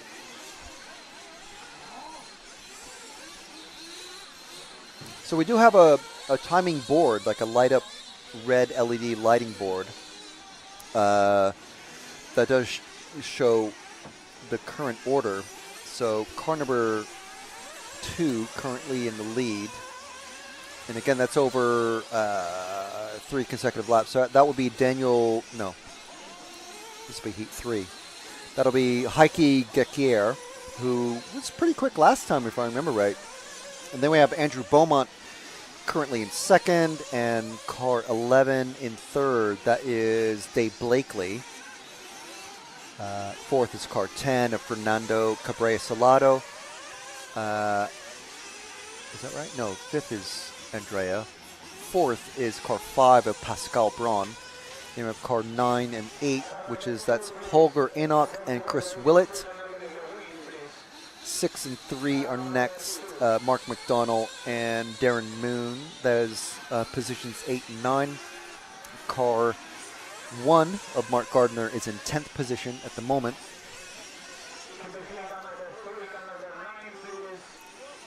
So our mechanics at the moment kicking back a bit.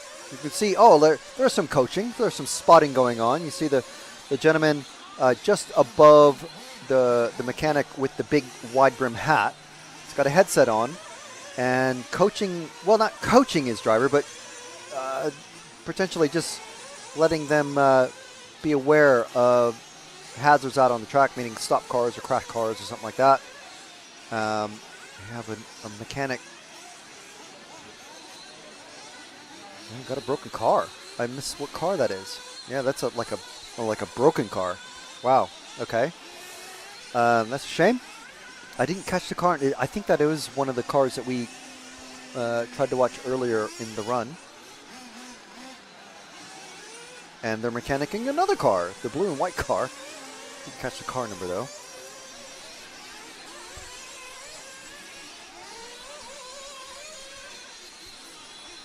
So I'm trying to check.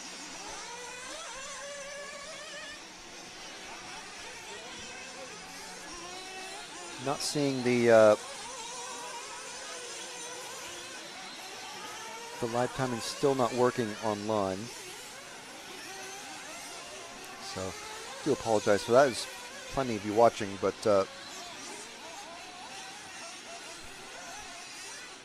okay, so let's see who we have picked up here with Jim.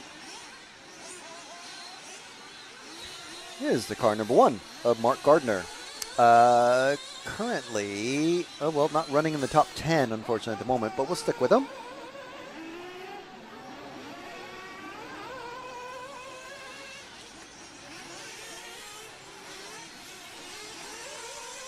Going through the S's.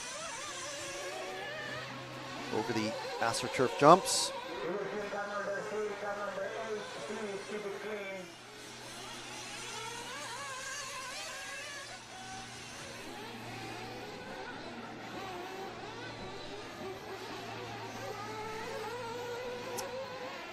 Oh, a bad landing there on that big jump. Oh, and that threw him off kilter, out of sequence. What am I thinking of? Out of rhythm. Engine seemed to be. Oh yeah, he's running. So the marshals are not obligated to pick up the car if you're just revving your engine while it's upside down.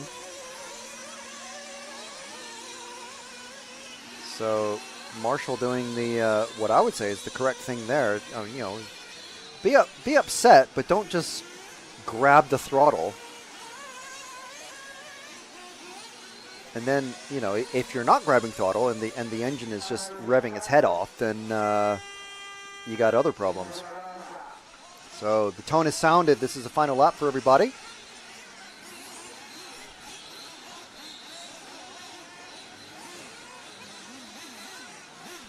So we're following Mark, finishing off his run. Unfortunately, like I said, I don't know. I can tell you I'll give you the top 3 when it's all complete and the run is finished. But like I said, I'm dependent on the timing board that's next to Jim, our cameraman, up in the Tower of Heat.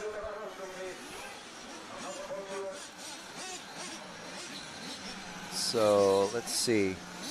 We still have cars 2, 7, and 11 in positions 1, 2, and 3, and that is Heike Gekier. Car 7 of Andrew Beaumont is second, and 11 is Dave Blakely.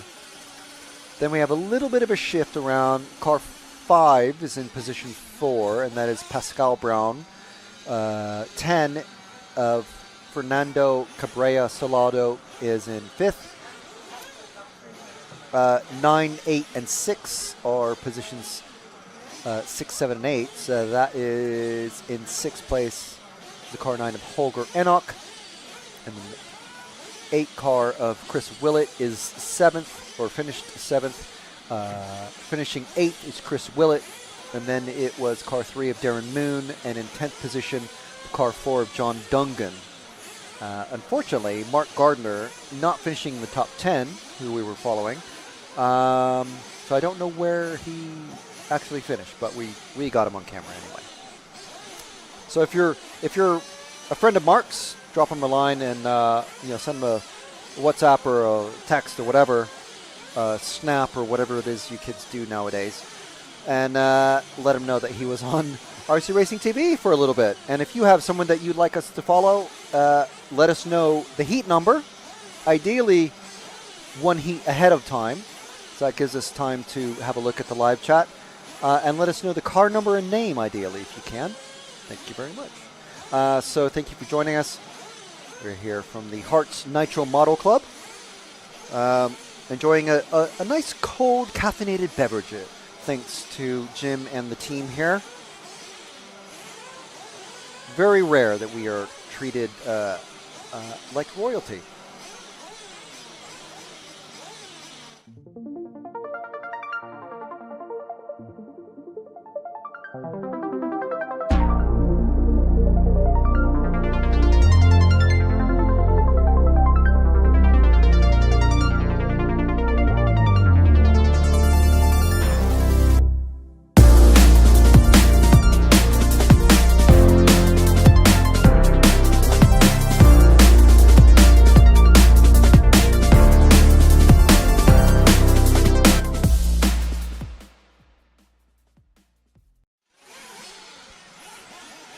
That was just a sample of the amazing action that took place in Barcelos, Portugal few weeks back for the EFRA Euro A Championship, which is kind of its official full title.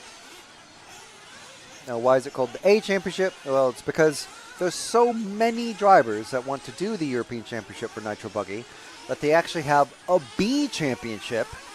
And that's why, well, we covered that, I believe it was last year from Sachs. We co-covered it with the iCar live streaming team. And yeah, so there's an EFRA A Championship, which David Ronefalk won, and there's an EFRA B Championship, which last year, David Todd Nieto from Spain, well, Northern Ireland or Spain, your choice, who won.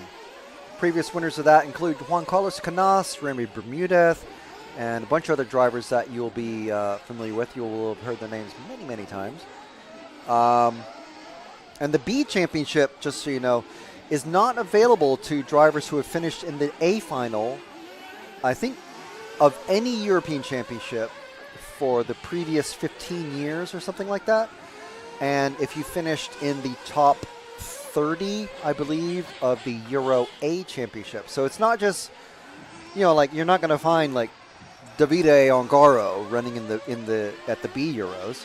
He'll be there, but he'll be helping people. He'll be, you know, helping either his own brand teammates, his associated teammates, etc.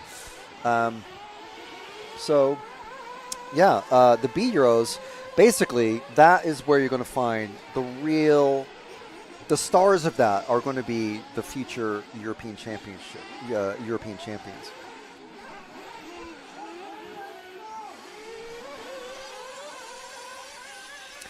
So, on to the Heat 4, I believe. We still are waiting for timing to return, but I believe we are on Heat 4. So yes, we are on Heat 4. So this is Kostas Agrafiotis, Mike Williams, Mark Millward, Etienne Chiron, Andrew Rennick, Frederick Kling, James Heesum, Benjamin Dutek, Chris Proctor, Stuart Smith, and Jurgen Perrault. 11 drivers in this one. Now, again, we have 10 groups today, but tomorrow we're going to drop down to 9 because they're going to be compressing things. We're also going to change around the time schedule a little bit. This is the car. I just missed the car number, but let's see if I can. It's the car 7 of James Heesum. So James Heesum is going to give us a little tour of the track, starting with the brick paving area and the timing loop right there. And there's the main straight, also the pit straight. The concrete carousel, the very tricky bus stop chicane, which has a funky little kicker jump going into it. There's the landing zone of the wooden rumble strips there. And then the AstroTurf jumps. Oh, and getting it wrong in there. I think that's a pretty tricky angled jump. You know, it's not straight in line with all of the other AstroTurf jumps. That's the only true tabletop on the track right there. There's the roller section, as we're calling it. Big jump at the back. And then this is the biggest, possibly the biggest, if you get it right. That he didn't quite get that right. That's the biggest jump there. And then the AstroTurf double, the double, and then a little kicker up here onto the brick driveway once again. And into the pits. So here we can see some pit lane action. Here's our pit cam. You see some pitting happening.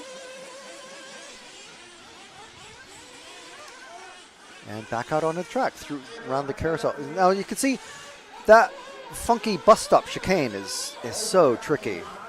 That's got to be so hard. Because you're coming into it off of the fast carousel, which is all concrete. There's just tons of traction coming off of that because everyone's on these little Jetco mini pins. Jetco being the Spec tire for the week.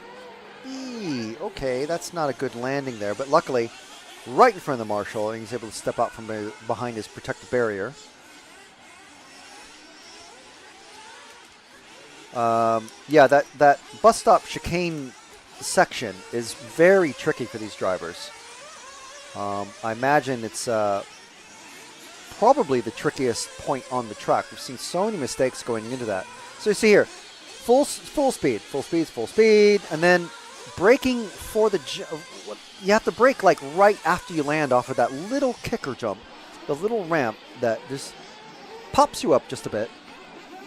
And then you have you cannot avoid that chicane. That's why I call it the bus stop. It's like the old bus stop, at Spa. And it looks like we have timing back. 3 minutes remaining in this one. Costas leading. We don't have progress meters on everyone but Costas at the moment, but I think we might start getting that back soon as drivers cross the line. Yeah, there we go. And so we're expecting, just so you're aware, we've got, let's see here. In this particular group, I'm not calling it a heat because it's not a qualifier, but we've got a 58 and a half second lap, which is a very, very slow lap. The normal laps are about 49 to 51 seconds. Etienne Chiron in the car 4, we'll try to pick up him for the last couple of minutes actually, because he's leading at the minute because Costas had a couple of really slow laps, 48 and a 50. But Etienne with a 47, Costas had a 58 and a 50.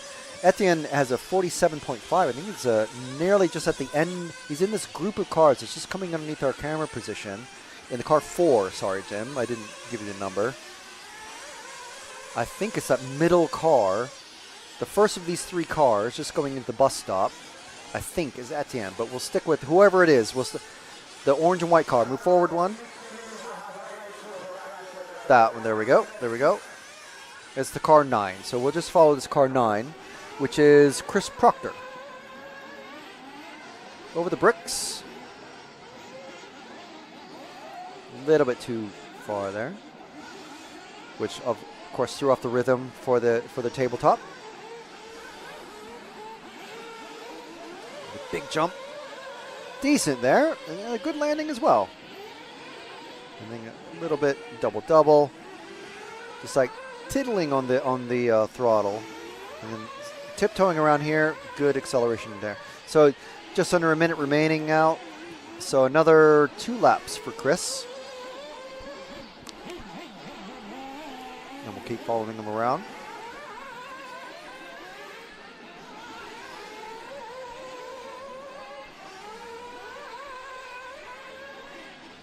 Oh, that was a fantastic recovery. I mean, pure luck. But the car in front, I can't see the number from here, but the car in front, wow. What a crash. And then landing on the wheels and just carrying on like nothing happened. And that's the car 11 of Jürgen Perrault, I believe, from Austria. It might be Poland, actually. There is no Poland team manager. That's what I overheard Carlos saying that, but I think it's Poland, not Austria. So cars being directed into the pits now. See our pit lanes, cars coming in.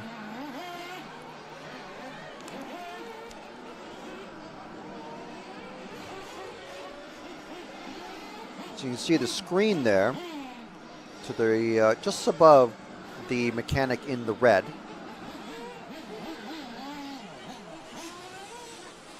That's a huge timing screen. So the last couple of control practice runs, none of those mechanics down there had any sort of timing whatsoever, just like we didn't on the broadcast here. So we do apologize for that, but not our fault. The technical issues are never our fault anyway. So okay.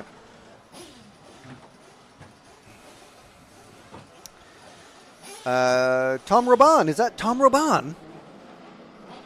Tom Robin? Tom Robin. Hello, can you follow Benjamin Detouche? I think, yeah, I'm sorry, Tom. Didn't see your message there in time. We do ask, and I'm not faulting you at all, Tom. I'm just saying, in general, we do ask if you do have someone that you'd like us to follow, try to let us know at least, I mean, ideally, one run before. So that way, if we don't see your comment come up immediately, we at least have 5 to 10 minutes to review things, because we are looking at all sorts of screens and everything. So just give us a little bit of time. Give us, ideally, the run before.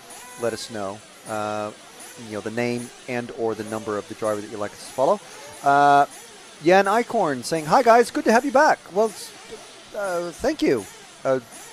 Is this hopefully you're a regular viewer and we're on your living room screen again or something, or you're referring to this is the second broadcast of the day.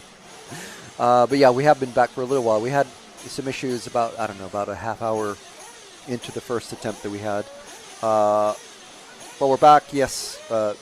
2 goes, and we're all good.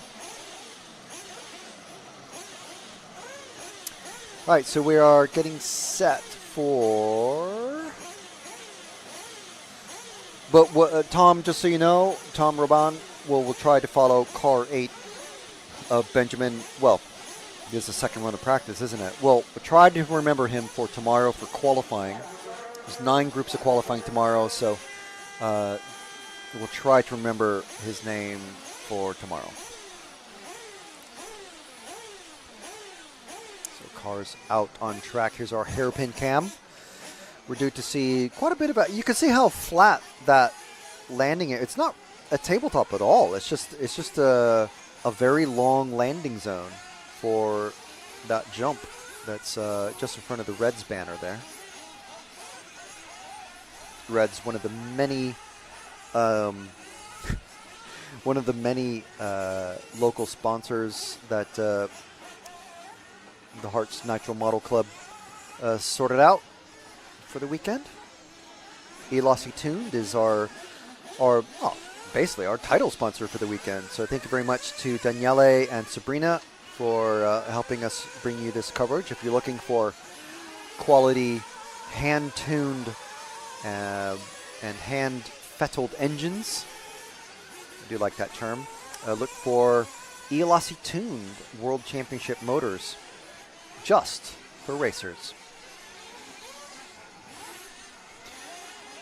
Right, so in this one, we've got 7 minutes and 40 seconds remaining. Oh, and Jim has picked up these 2 cars. Are a little contretemps together. Is that a thing? Is that the correct usage of that term? I'm not sure. It's just vaguely French. Car number 1, Neil Daunt, is who we are with. Stick with this, and we'll follow this green and purple car with the black wing. It's very what's the car? Who's the band? It's not purple and black would be like Ozzy Osbourne, but what would be green and purple? Kind of almost Halloween colors. Obviously very distinctive.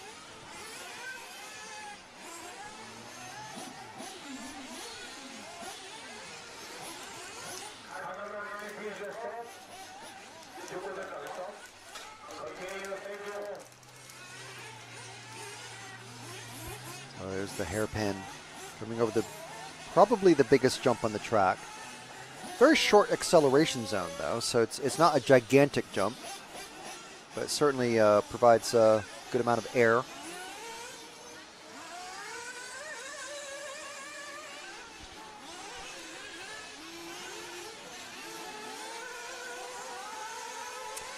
So we do have a follow request of car 8. 2 people asking for car 8 of Enders Pesu. The man with 2 left knees, apparently. Car number 8. Okay, where is he at? I think this might be him. Yes, Jim's already picked him up. Fantastic. Going through the bus stop into the double apex left turn. A Red Wing. Wow, okay. The only car with a red wing that we've seen so far that I've noticed.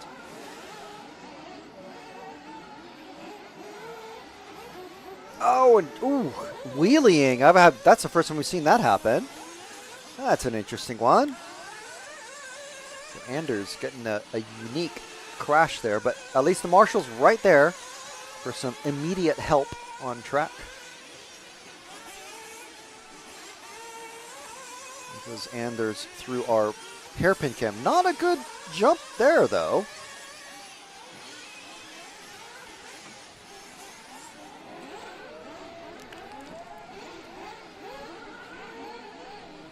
A little bit. Oh, as you lost steering. Needs to get that lap. And into the pits. Let's see if we can diagnose from afar. Pit lane cam. Zoom and enhance. Oh, it's not voice activated, sorry. Okay, well, let's find someone else to follow. Sorry about that, Anders, but you can blame Morgan Kling and Mickey Willison for that one. I'm not sure what you gotta tell us what the 2 left knees means, Mickey. That was car 8, I believe, that we were following. Anders is listed as car. Oh, he's back out. He's just crossed the line.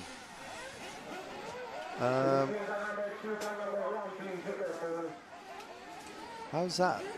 I was sure that was car 8, but we are told Anders Pesu is in a green and white car. Okay, so let's correct this thing. Find car 8.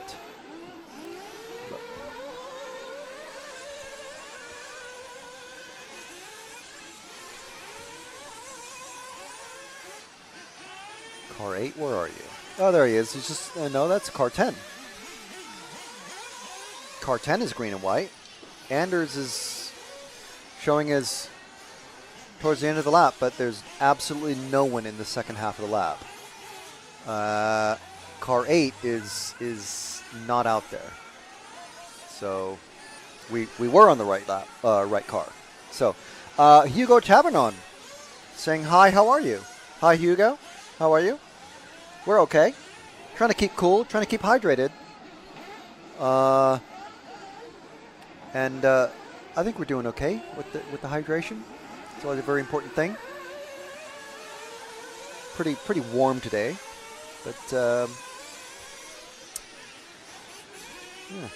yeah. Anders, is he now counting out there again?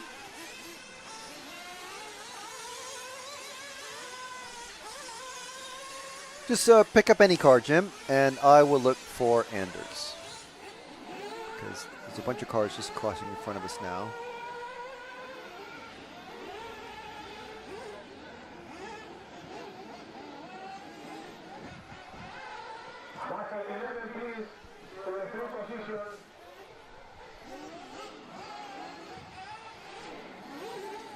So, Anders must not have the correct number on his car, I think.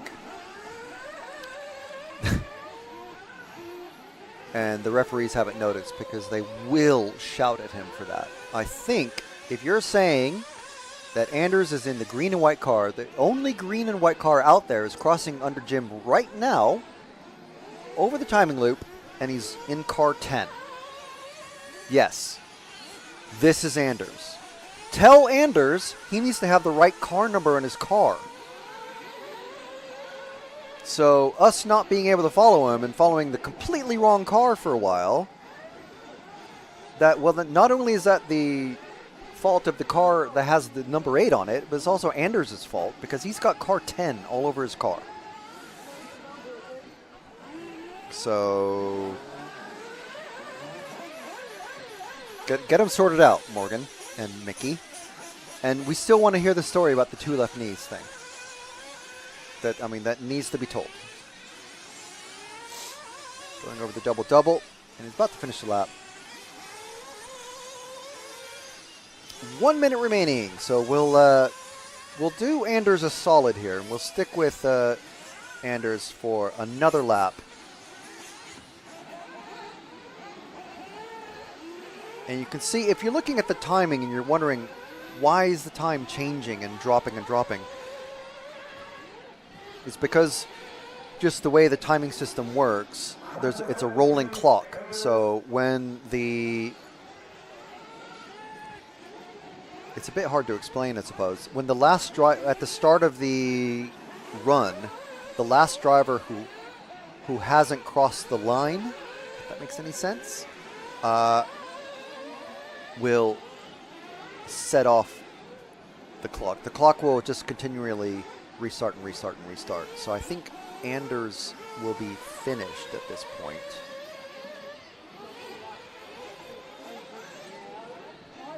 But so Anders in the car 8/10. Time has expired. Oh, and he's off the track. And don't cut it. And he's flamed out. No. Mechanic, the marshal he's not move. He was very slow to move, so apparently the car was still running. But it's not running anymore. So that's what happens if you have the wrong numbers on your car, kids. You're not able to finish your control practice run. Tut, tut, tut. And there's pit lane cam. You see the mechanics looking at that massive screen right in front of them. It's like having a 100-inch screen 5 feet from it. It's got to be like a 50-inch TV or something. You walk right up to it. So there's the finishing order. Jim Thompson finishing top of his control practice group. Not too surprising because, you know, he kind of runs the track.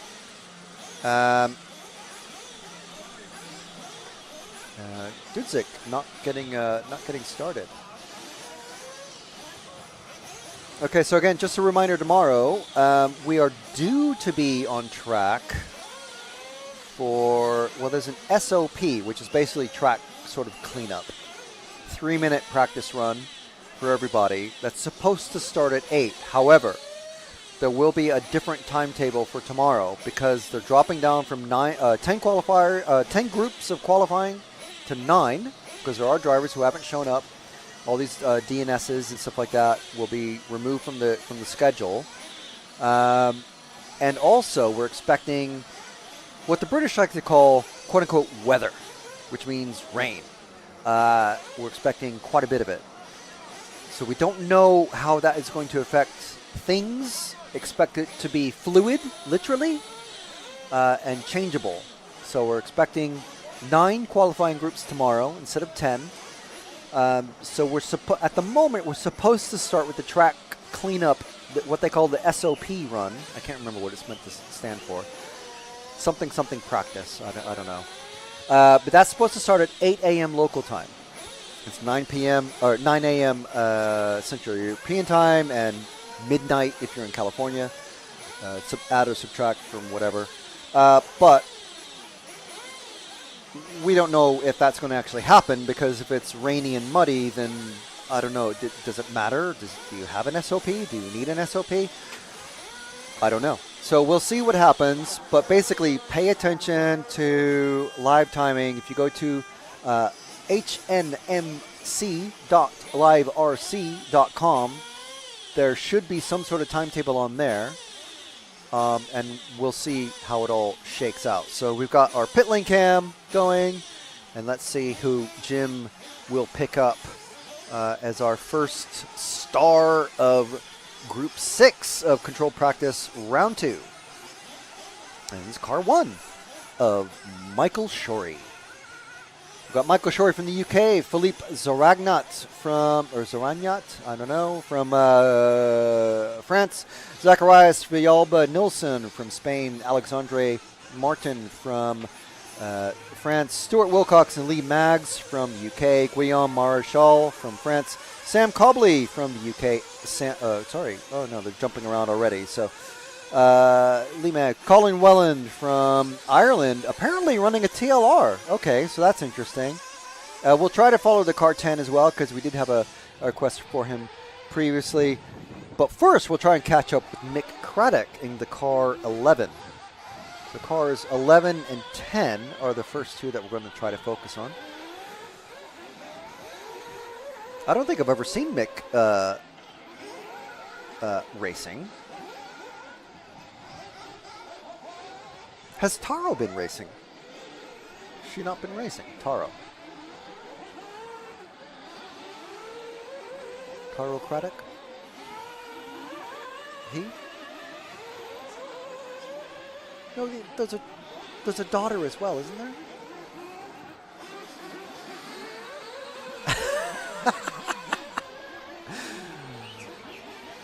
That's it. I knew it was a T name. Anyway, what's happening on the track is we're still looking for car 11, although we're not on car 11. If we're on car 10, it's okay.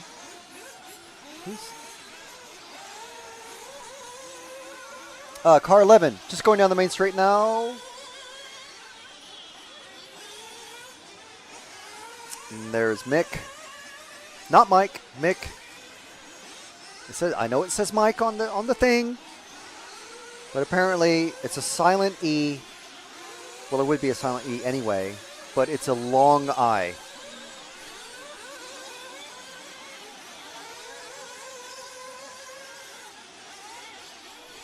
And there's a tabletop going into the roller section.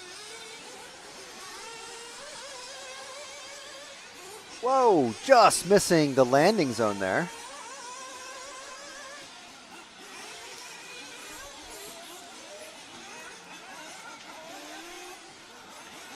A little kicker into the finishing sequence.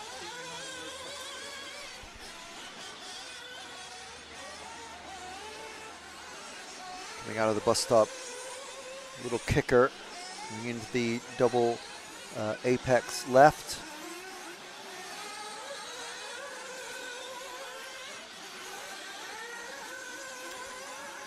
Mao Graphics. Ciao, guys. Ciao, Don Mao. Where can I see timing and results? It's on HNMC.liverc.com. Yeah, it's not on the Myers yet. And Mao saying, have fun there. So we will certainly do our best. Philippa Plim saying, hello, Philippa. Saying, follow car 3, please. And Mickey Wilson saying, yes, follow car 3. That is Zacharias in the car 3. We'll see he's somewhere in the middle of the track. I think coming over the AstroTurf now. Which car is it? It's the yellow and greeny car with the black wing going into the roller section. One car forward. There we go. And there he goes. This is Zacharias. Going over the double-double. 2 requests to follow Zacharias. Now, Mickey, you do have to tell us what is the deal with Anders and the 2 left knees. What's the story there? We have to know. Matt is absolutely beside himself with worry that he won't know the story behind that by the end of the day.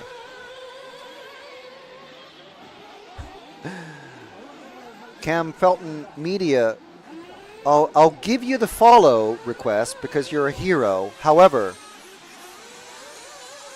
this isn't Nick. This is Frank. He's saying, Nick, can we please follow?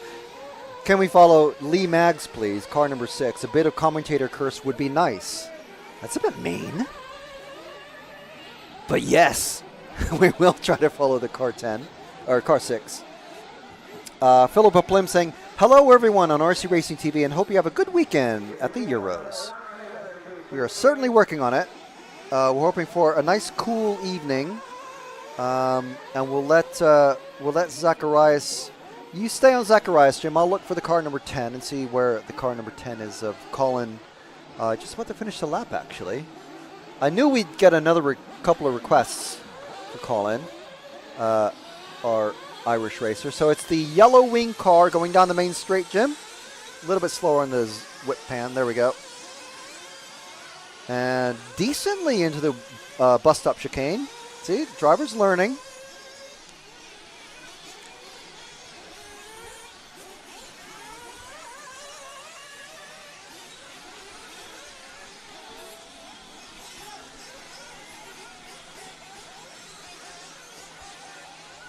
Cam saying, sorry, Frank, in the middle of a field at Robin Hood Raceway.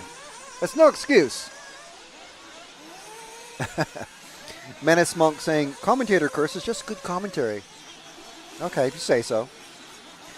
Have we followed Lee Maggs? I can't remember.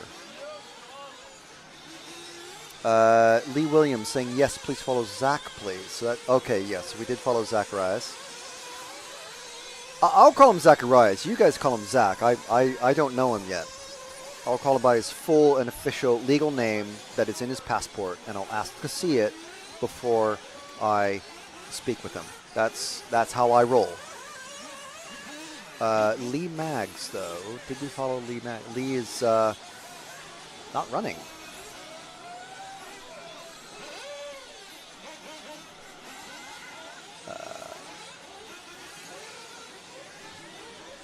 Lee is not running. So I think... Geez, a lot of cars not running. What's going on? Has the transponder system stopped working? Because it's showing there's like 10 cars not completing their lap, but I'm looking at 8 cars on the track. I don't know what's happening. There's 1 minute left. I'm going to look for Lee Maggs, car 6. Now it's caught up. Great. I'm going to look for car 6, who is... I mean, all the timing has restarted itself, though. So somewhere in this gaggle of 8 cars coming across the AstroTurf jump is car number 6 of Lee Maggs.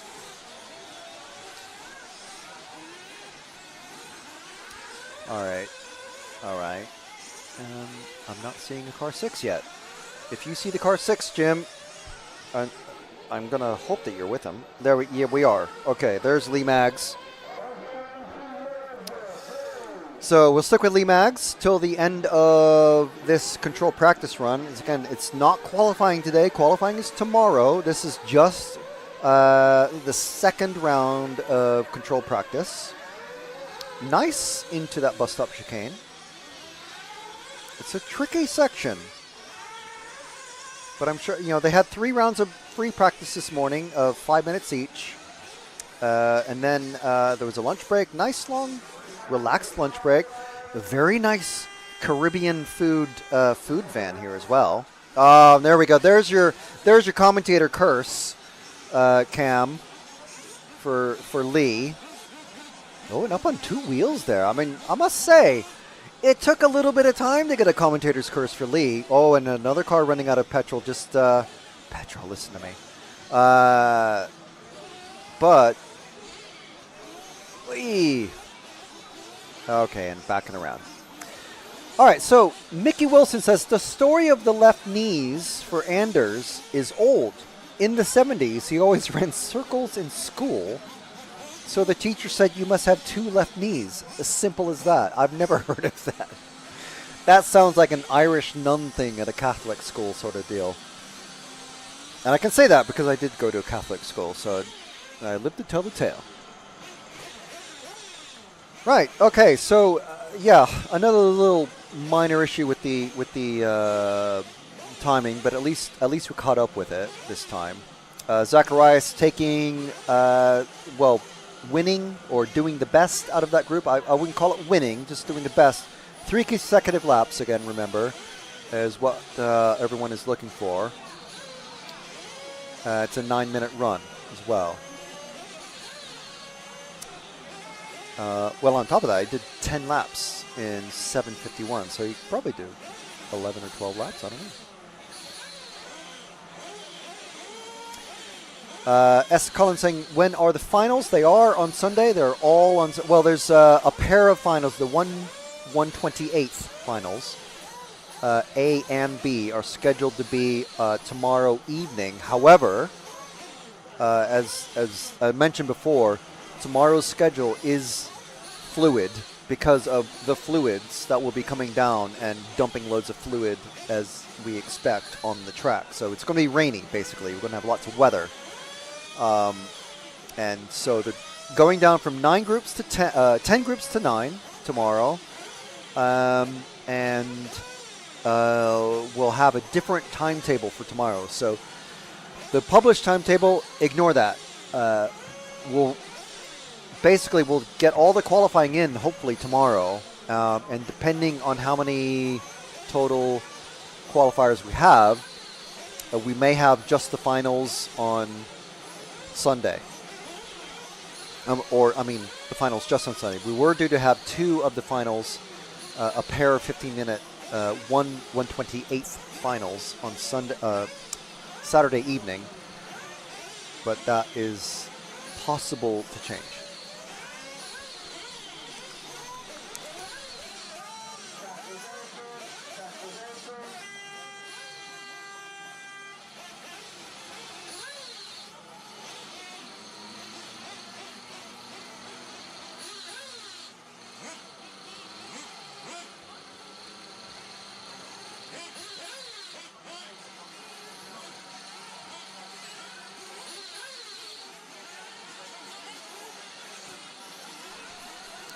All right, so we'll see who Jim has picked to be our first star. Wow, what a great crash. That is the car number 3 of Barkley. And if you wait just another couple of seconds, I'll have a last name for you as well. Abernethy, Barkley Abernethy. Fantastic somersault. And what I love about 8-skill cars is that they're so robust that you can do crashes like that and just keep driving. That's fine. Just keep driving. Hardly anything ever comes off of these cars. They're not like tent buggies or touring cars. Although I love touring cars. They're just not robust these days, the racing ones.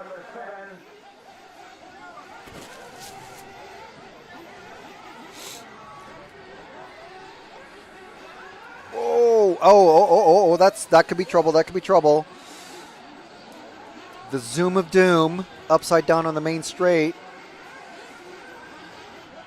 There we go, back where they're supposed to be. All right, so do we have any follow requests for this? This is Control Group 7. We have a request from Olaf Bergstrom. Please follow car number 1 of Niels Lindbeck. So car number 1. You stay with this car, Jim. I will find car number 1, who's somewhere in the middle of the track. So it's probably one of these 4 cars going into the... there we go. Jim's picked them up.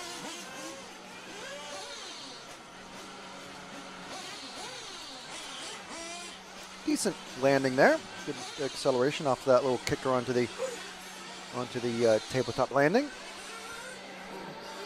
So there you go, Olaf. Thank you very much for the follow request. If anyone else has a request for a car to follow, do let us know.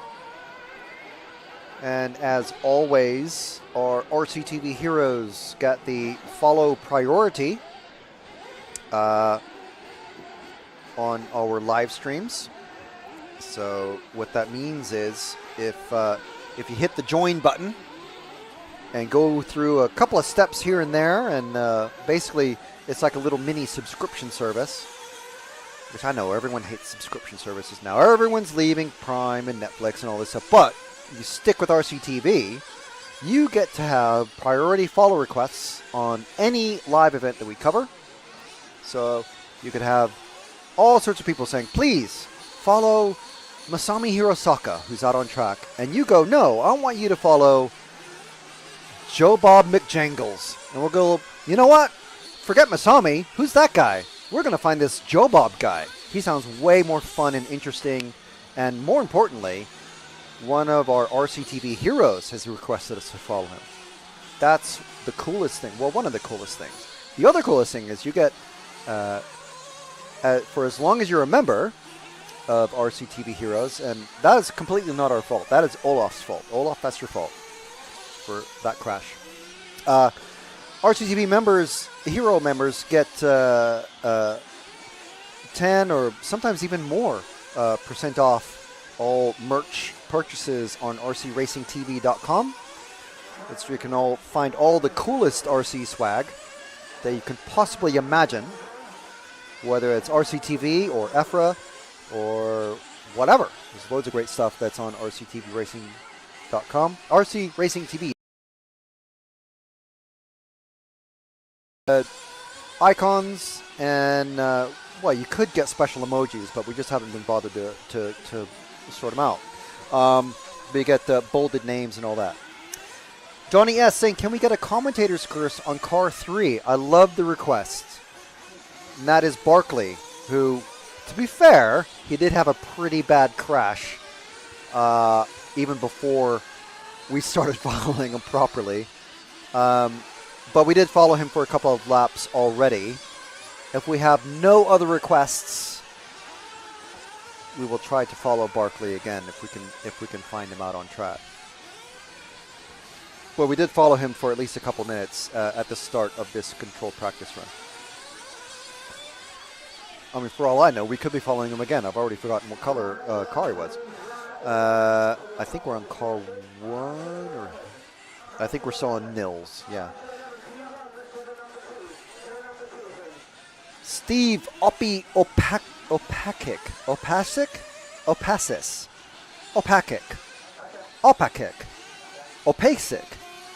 You're going to have to tell me how to pronounce that, Oppie. I imagine that's why you have a nickname of Oppie, because your last name is like, what? How do I say that? Yes, but the weather is looking good. At the moment. Tomorrow, not so good. Are we back on the 3 now of Barkley? We will try to find him because we don't have any other follow requests. Car 3. This is the 3, yes. So we pre-commentator cursed him at the start. Just did a fantastic somersault. Johnny S. If you scroll back, what is it, about 7.5 minutes, Barkley did an amazing set of somersault rolls into that corner, going after the tabletop, and yeah, it's pretty good. So Steve saying, Opacic. Okay, can deal with that. I'll try to remember that when I see your name in future. But, I mean, we can just keep it simple and just say Oppie. Callum McLaughlin saying, car number 8, please. Nathan McLaughlin, my dad. Look at that. It's like, fantastic. Okay, so let's find the car number 8 out there. And car 8 is somewhere in the middle of the track. Oh, wow. Okay, there's about 6 cars in the middle of the track. So that's not all that massively helpful. But it's one of these cars coming through the hairpin cam. One of these many cars coming through a hairpin cam, and look at this gaggle of horribleness getting caught up on the. There's about 4 cars having to get marshaled all by one. Okay, is this the 8? No, the 8 is 1 car behind. There we go. Yes, there's 8 of Nathan McLaughlin. Yeah, Johnny's saying, I saw the start. Lost count how many rolls he did. It was impressive, I must say. And like I said, it just shows how strong these buggies are. They're crazy strong nowadays. All of these manufacturers have a really great knowledge of plastics engineering and materials choice, and how much graphite or nylon or whatever the shapes to use and all the stuff.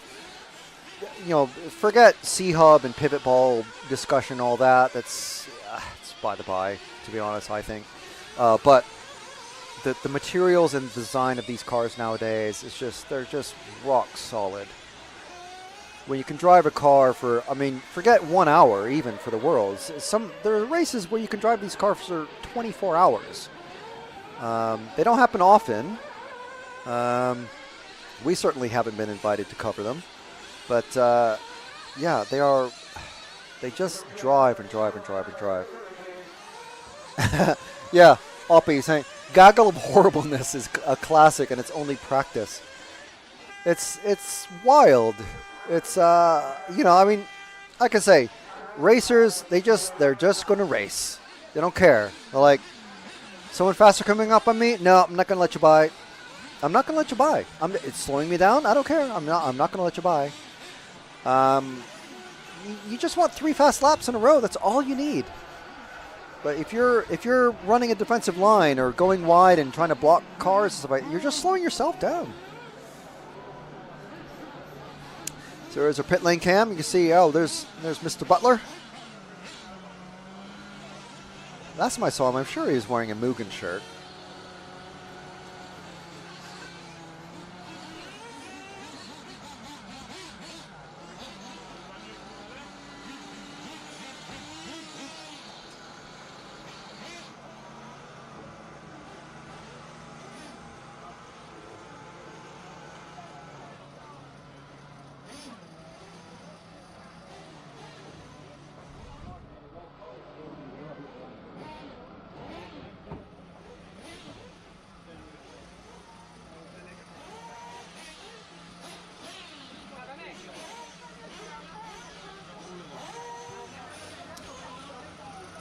Right, so Mickey Wilson saying Nils Lindbeck in this heat, the heat that just finished. Car number 1, you can write a book about.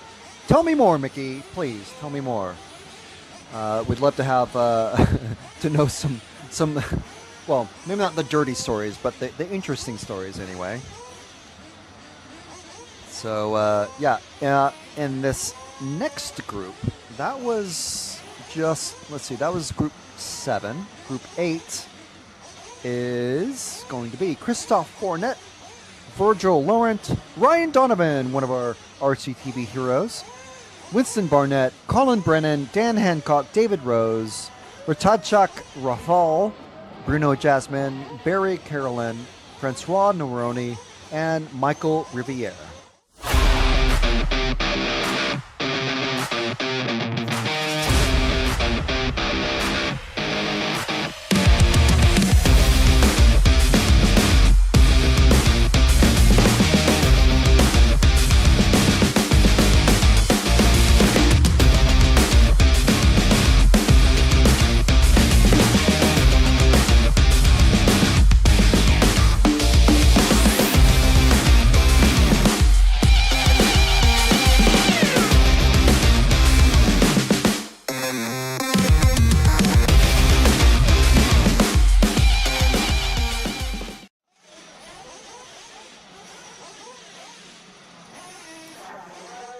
Track is open.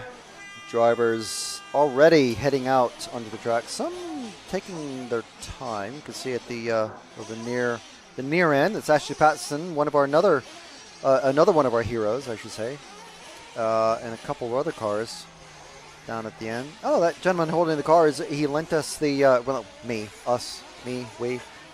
the screwdriver to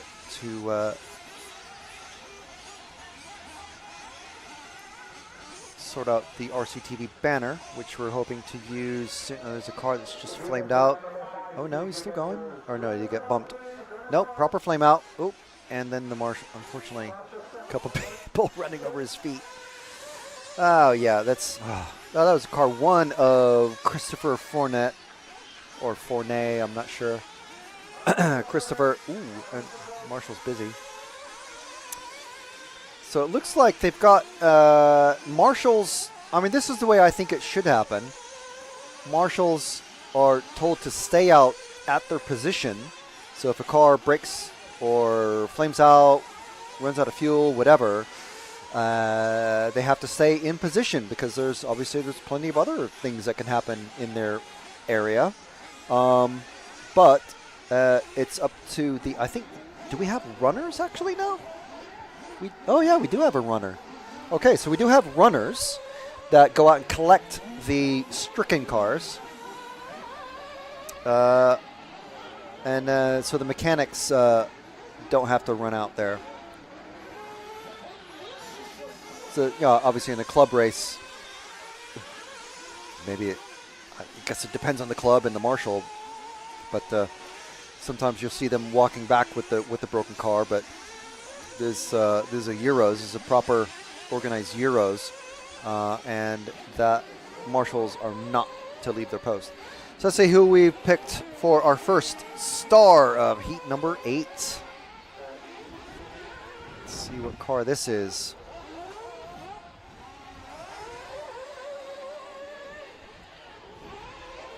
around the hairpin, over the big jump. Little, ooh, it's not great. Car number 9, I think that is. Bruno. No, not that Bruno. Bruno Jasmine.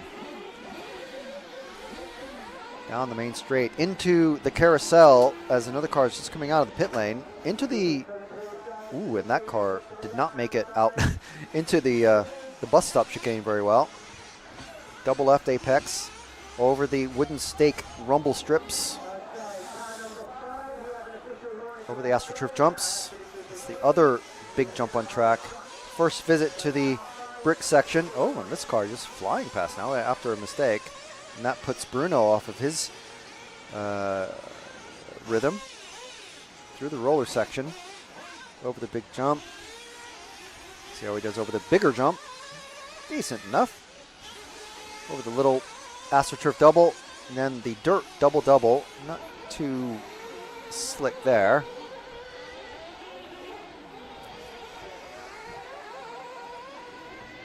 It was all right. I mean, stayed on his wheels. Barring any requests. We do have a request. Ryan and or Colin, please. From... So, Fabrizio Tegesi saying, hi guys. Hello, Fabrizio.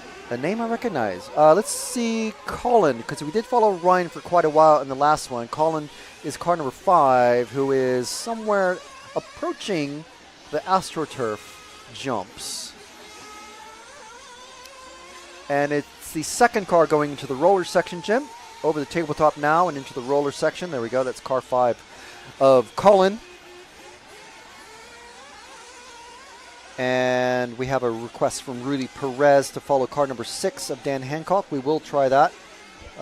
We have a few minutes left. And Oppie saying, a big shout out to Ryan's new teeth, LOL. We'll try to get the new teeth on camera. We already showed Ryan and his new hat, which we love, of course. And it's his birthday as well. Okay, well we'll have to get him get him again as well. So, but car 6 first, because we do have a proper request for that.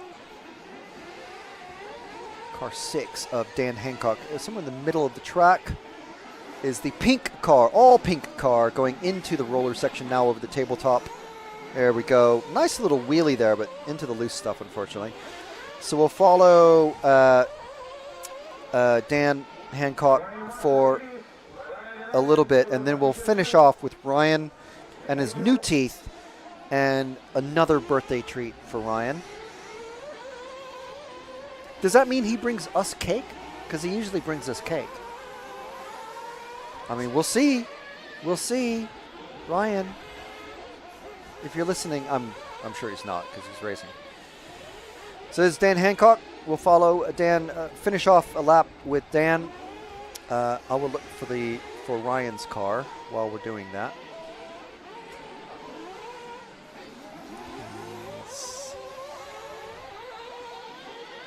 I think I've spotted him. I have.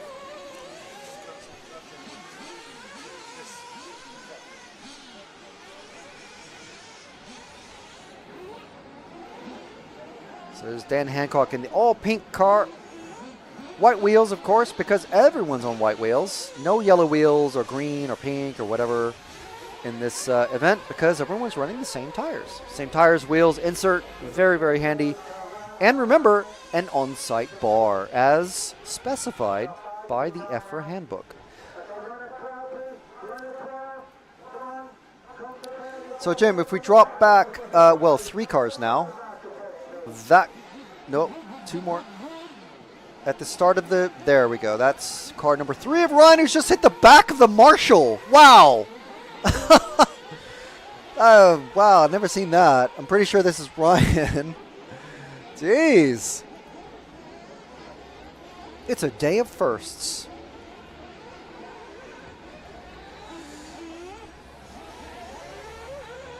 Didn't throw him off his stride, though. Ryan's been racing for, well, quite a while. I'm pretty sure it was sponsored by Mirage when I first went there 20-some years ago.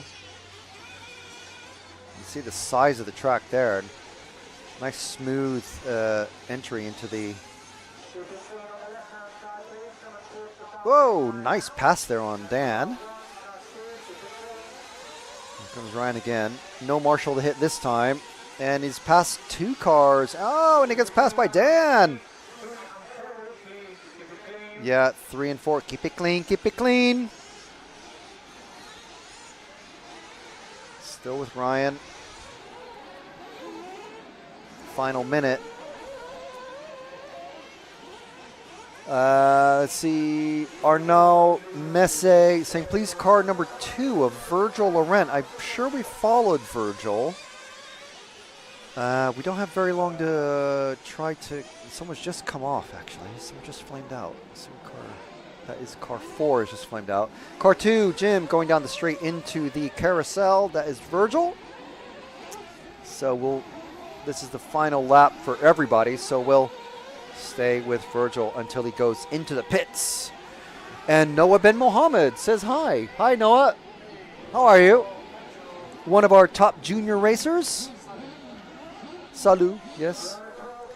Ciao. I mean, ciao is like German, French, Italian, everything, isn't it? It's quite a wide coverage. I don't know about Spanish. Probably works for Spanish as well. Does it? I don't know. Let me ask, who's our Spanish contingent? Robert. Mr. Batye. All right, so there we go. So hopefully, yes, Arnaud, apologies for not following Virgil for very long, but we did get that request very late in the qualifying. Let us know, try to let us know in the heat previous. Obviously, this is the last round of the day. A couple more races there to go, 9 and 10. But for qualifying, if you do have any follow requests, please try to let us know one race ahead of time.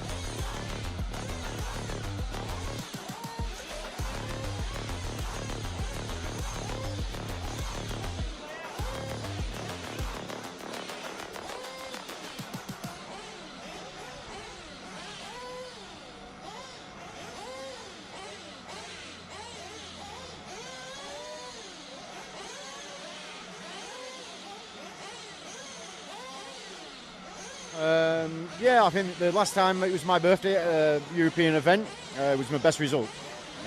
Really? Yeah. So I'm hoping for that year. And it was raining as well in Germany. So fabulous. Yeah. Well, let's hope some rain. Not only do you have a fantastic hat, you have some fantastic new teeth as well. Well, yeah, it's all going well at the moment, mate. yeah. I'm gonna have to go on Marshall, mate. Okay, yeah. All right. Cheers, Ryan's off to do his duties. I'm sure. We were just taking a moment with him. Yeah. Okay. That's fine. All right. Yeah. There's a scrutineering tent. All the cars that just came off the track. So the scrutineer is very, very busy. And here's the cars that are coming in. They're all done. You can see. Checking tire size. Post race. And look at this. Make sure the width is okay, and there we go. All right. Okay, so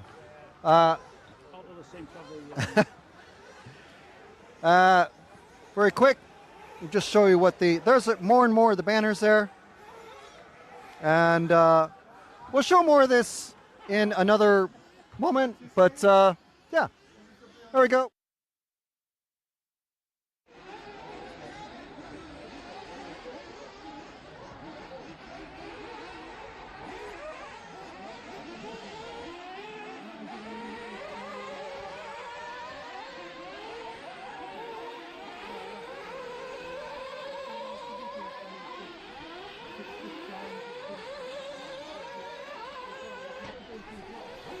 All right, so we hope you like that. A little preview of what's to come. Tim Simpson asking, please follow Peter Van Tonder, and that is car 11. So I'm not sure who we've got as our current star of the track. Oh wow! Straight through the banner. That was fantastic. That was great, and another perfect example of how tough these cars are, as long as you're not flaming out. So car 11. Stick with that car. Oh, it's the next car going into the carousel, Jim. I think you already spotted him. There we go. Perfect. A little bit hard to follow. It's a dark purple with the black wing. But there you go, Tim Simpson. Whether it's your mate or someone you want to have commentator's curse, Peter Van Tonder on the camera. Ooh, nearly missing the top of that double. Getting that, needs to nail that tabletop. And this bit here is a lot of people having trouble with that, but that one's okay. Double here, and then a double. Into the brick section for the third and final time on the lap. Down into the carousel. Full speed. Slow down and brake, because that's the bus stop chicane. Ooh, a little bit too much throttle coming off of that jump.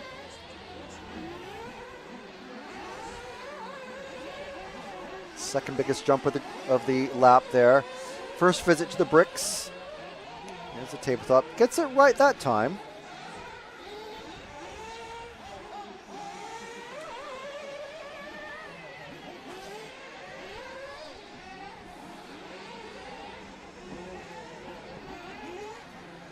Harry Sale saying car 3. No, please. Mick Townsend.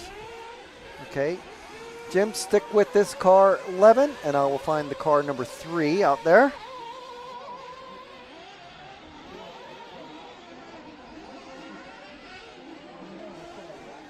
It's the end of the lap.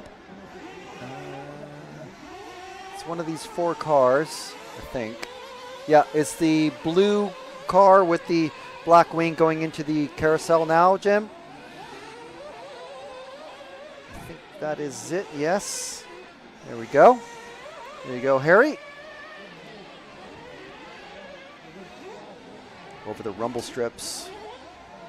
Again, wood rumble strips. Hard-packed oiled dirt, AstroTurf, and bricks. Where else are you going to find 5 different types of surface in a single lap? Oh, nearly doing an endo there. Do the kids call it endos still? Or they call it manuals? Or a stoppie?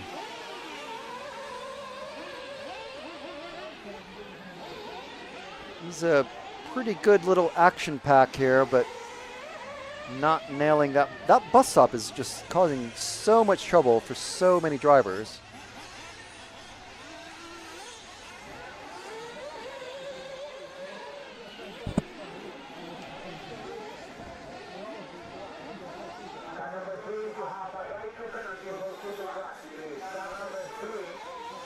Car number 2 being called for something. Some of these drivers, oh, that is, ugh, Zoom and doom there. That's not good.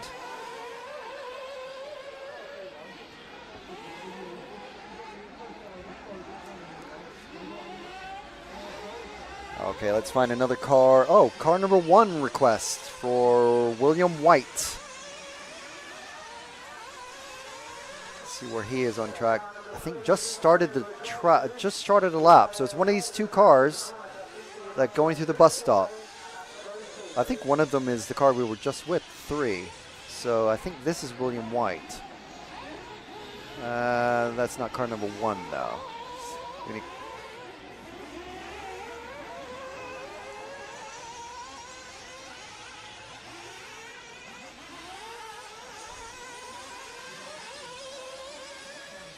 Is it this one with the red wing again? Because I think it seems familiar. No, it's the car 8. Car 1, I think, is the first of these 3 cars coming underneath us now. Yes, that is William White. Down the main straight into the carousel. Full speed, slow down and brake. Hard for the bus stop. Or that little kicker around the double left apex. Over this jump, over the rumble strips, through the S's, over the AstroTurf jumps. That's the second biggest jump of the track. Over the bricks for the first time, over the double. Oh, and gets it wrong just a bit, but staying ahead. So Champions Roll just keeps rolling through the roller section, around the hairpin, over the big jump, over the AstroTurf double, over the double. Is that really? It's not really a double, is it? I keep calling it that. But there is William White.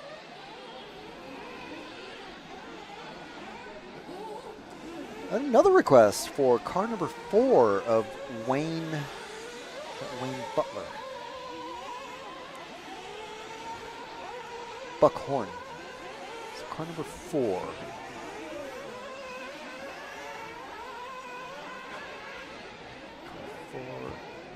Somewhere in the beginning of the lap.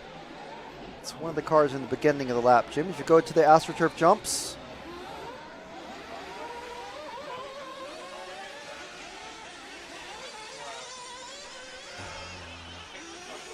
It's the pink and green with the clear wing. Or is that white wing? I'm not sure. Yeah, there we go. That is Wayne Buckhorn.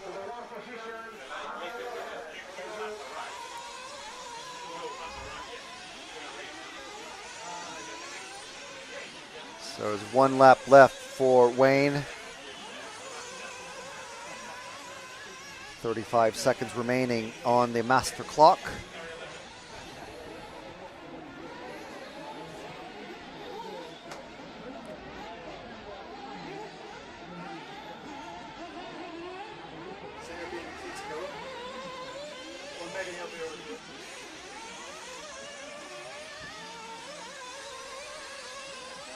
Wayne Buckhorn going into the roller section. Oh, and just getting a little bit wrong, but still managing to roll on the wheels, so it's all right.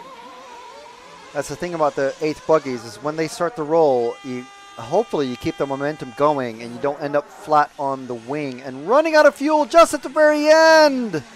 No, and missing out on that lap. It doesn't matter though. For qualifying it would. It would be a big deal in qualifying. Fastest heat up next.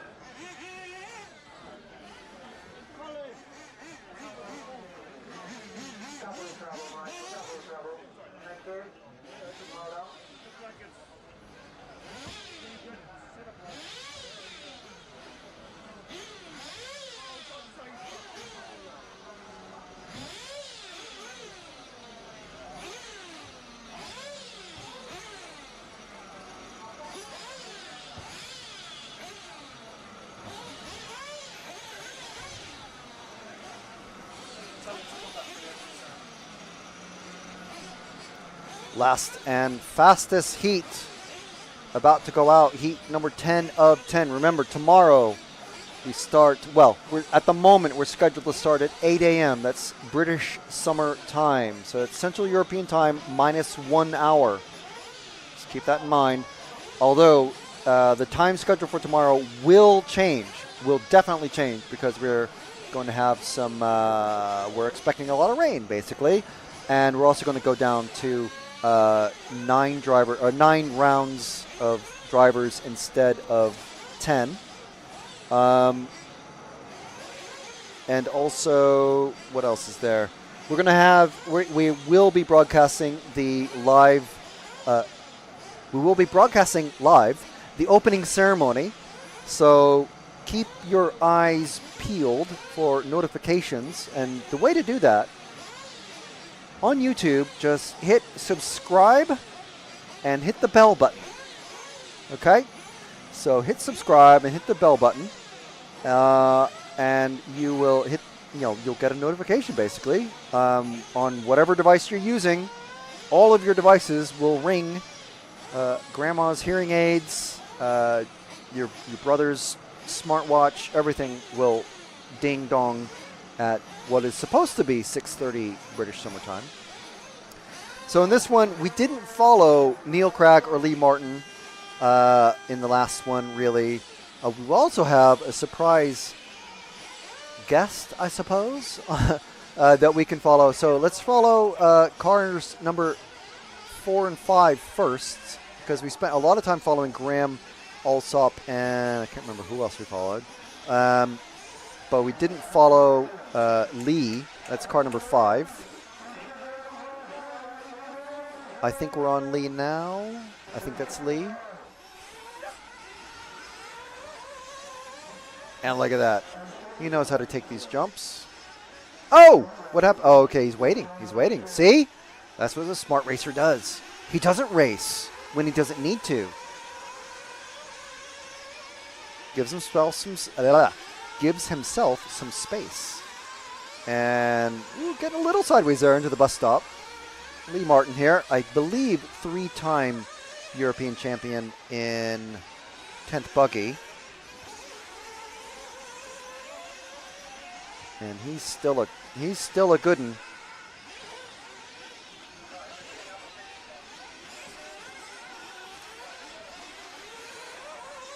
A little grayer, but a lot wiser on the track. And who's he chasing down? The car number 1 of Martin. Oh, and he got stuck and hung up. Yeah, it's okay.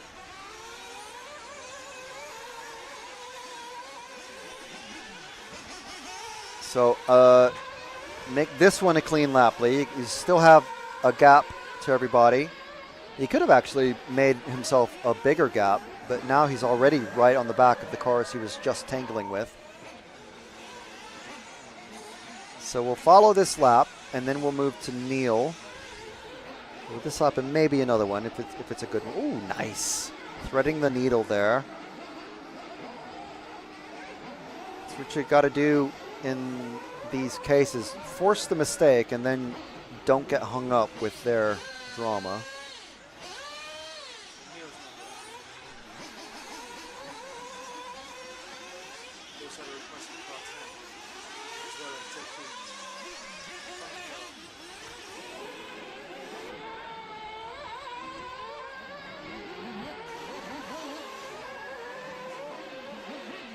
Okay.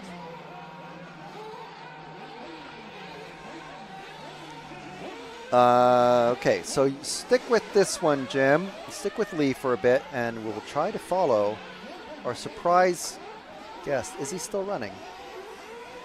I don't think he's running. Let's see if he's out there.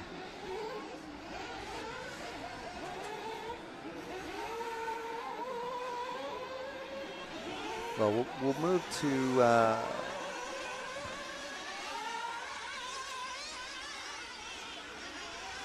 David, we're looking for him. He may be in the pits.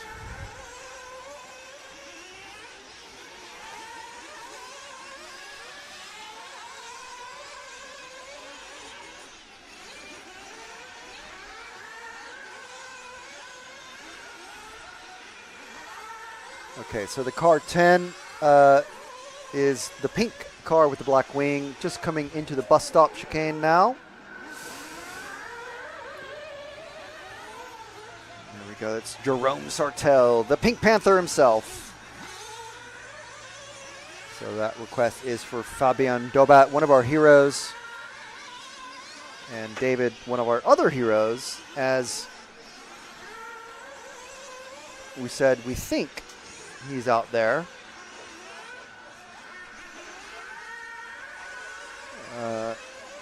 And once I find him on track, I think he's out running again. Yes, he is. Okay, so Fabian, we did follow Jerome for many, many laps. So we are going to move to JQ. So coming over the big jump, the green car, Jim, the green car with the clear wing is Mr. Joseph Quagrain himself, going over the double-double. There we go. There's Mr. Quagrain. Travis, is anyone racing the new MP11? I highly doubt it. I think if there would be, I believe that would be like Renault Savoia or Ricardo Berton, but they are not here because they're not 40-plus racers.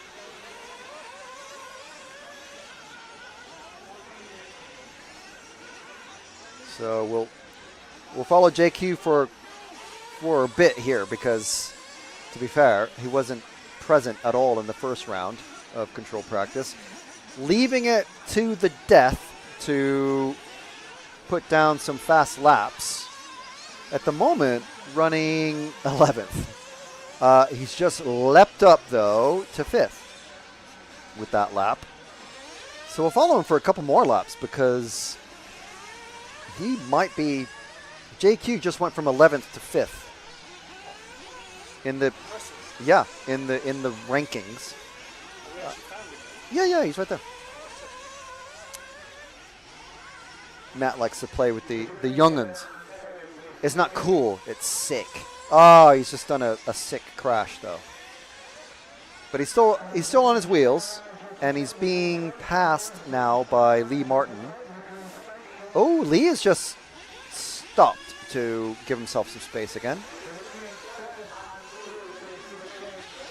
So I think that's very risky, actually. Leaving it, that's putting it all down on his last 3 laps here. I mean, he's not doing bad. Lee is actually winning this one. He's doing the best. Remember, Alsop had the fastest overall time. 3 laps, I should say, fastest 3 consecutive laps. Then it was Jerome Sartell, then Lee Martin, Neil Craig, and Zacharias Villalba Nilsson. That was the top 5 from control practice round 1. JQ was not even present for that. He was, I don't know, hitting the trolley bar on the train on the way up here. Who knows? But where is he? He's down in 7th. So as far as we know, he was not here at all for free practice this morning. Oh, and he's over. But he makes these little mistakes, but he ends up on his wheels every time. Oh, another little mistake. It cost him a few seconds this lap. Again, this is the final run of the day.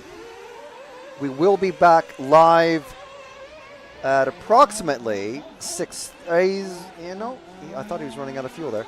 We will be back approximately 6:30 p.m.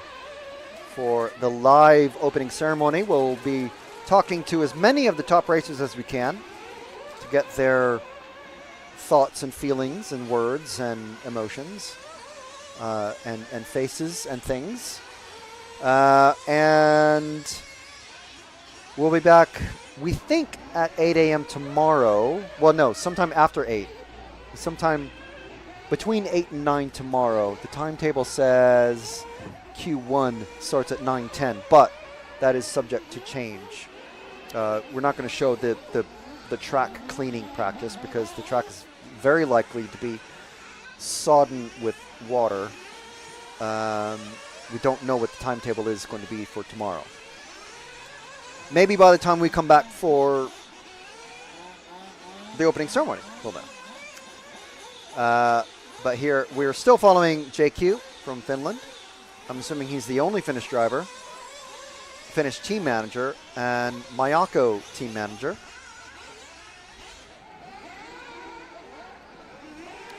He was popped up into 5th, but now he's down. Whoa, stuck in the fence. And that's time expired. So this is JQ's last go. Okay, so for now, we're going to sign off. But remember, follow us on Facebook or EFRA on Facebook, or subscribe to the EFRA or RC Racing TV YouTube channels and hit the bell icon so you get the notification message on all of your various devices, so you know when we're live for the opening ceremony, which is going to be in approximately an hour and a quarter or so. So we'll see you back very soon. This is the EFRA 1/8 Buggy, 40 plus euros for 2025. Thank you to Elasi Tuned for being our title sponsor, and we'll see you very soon.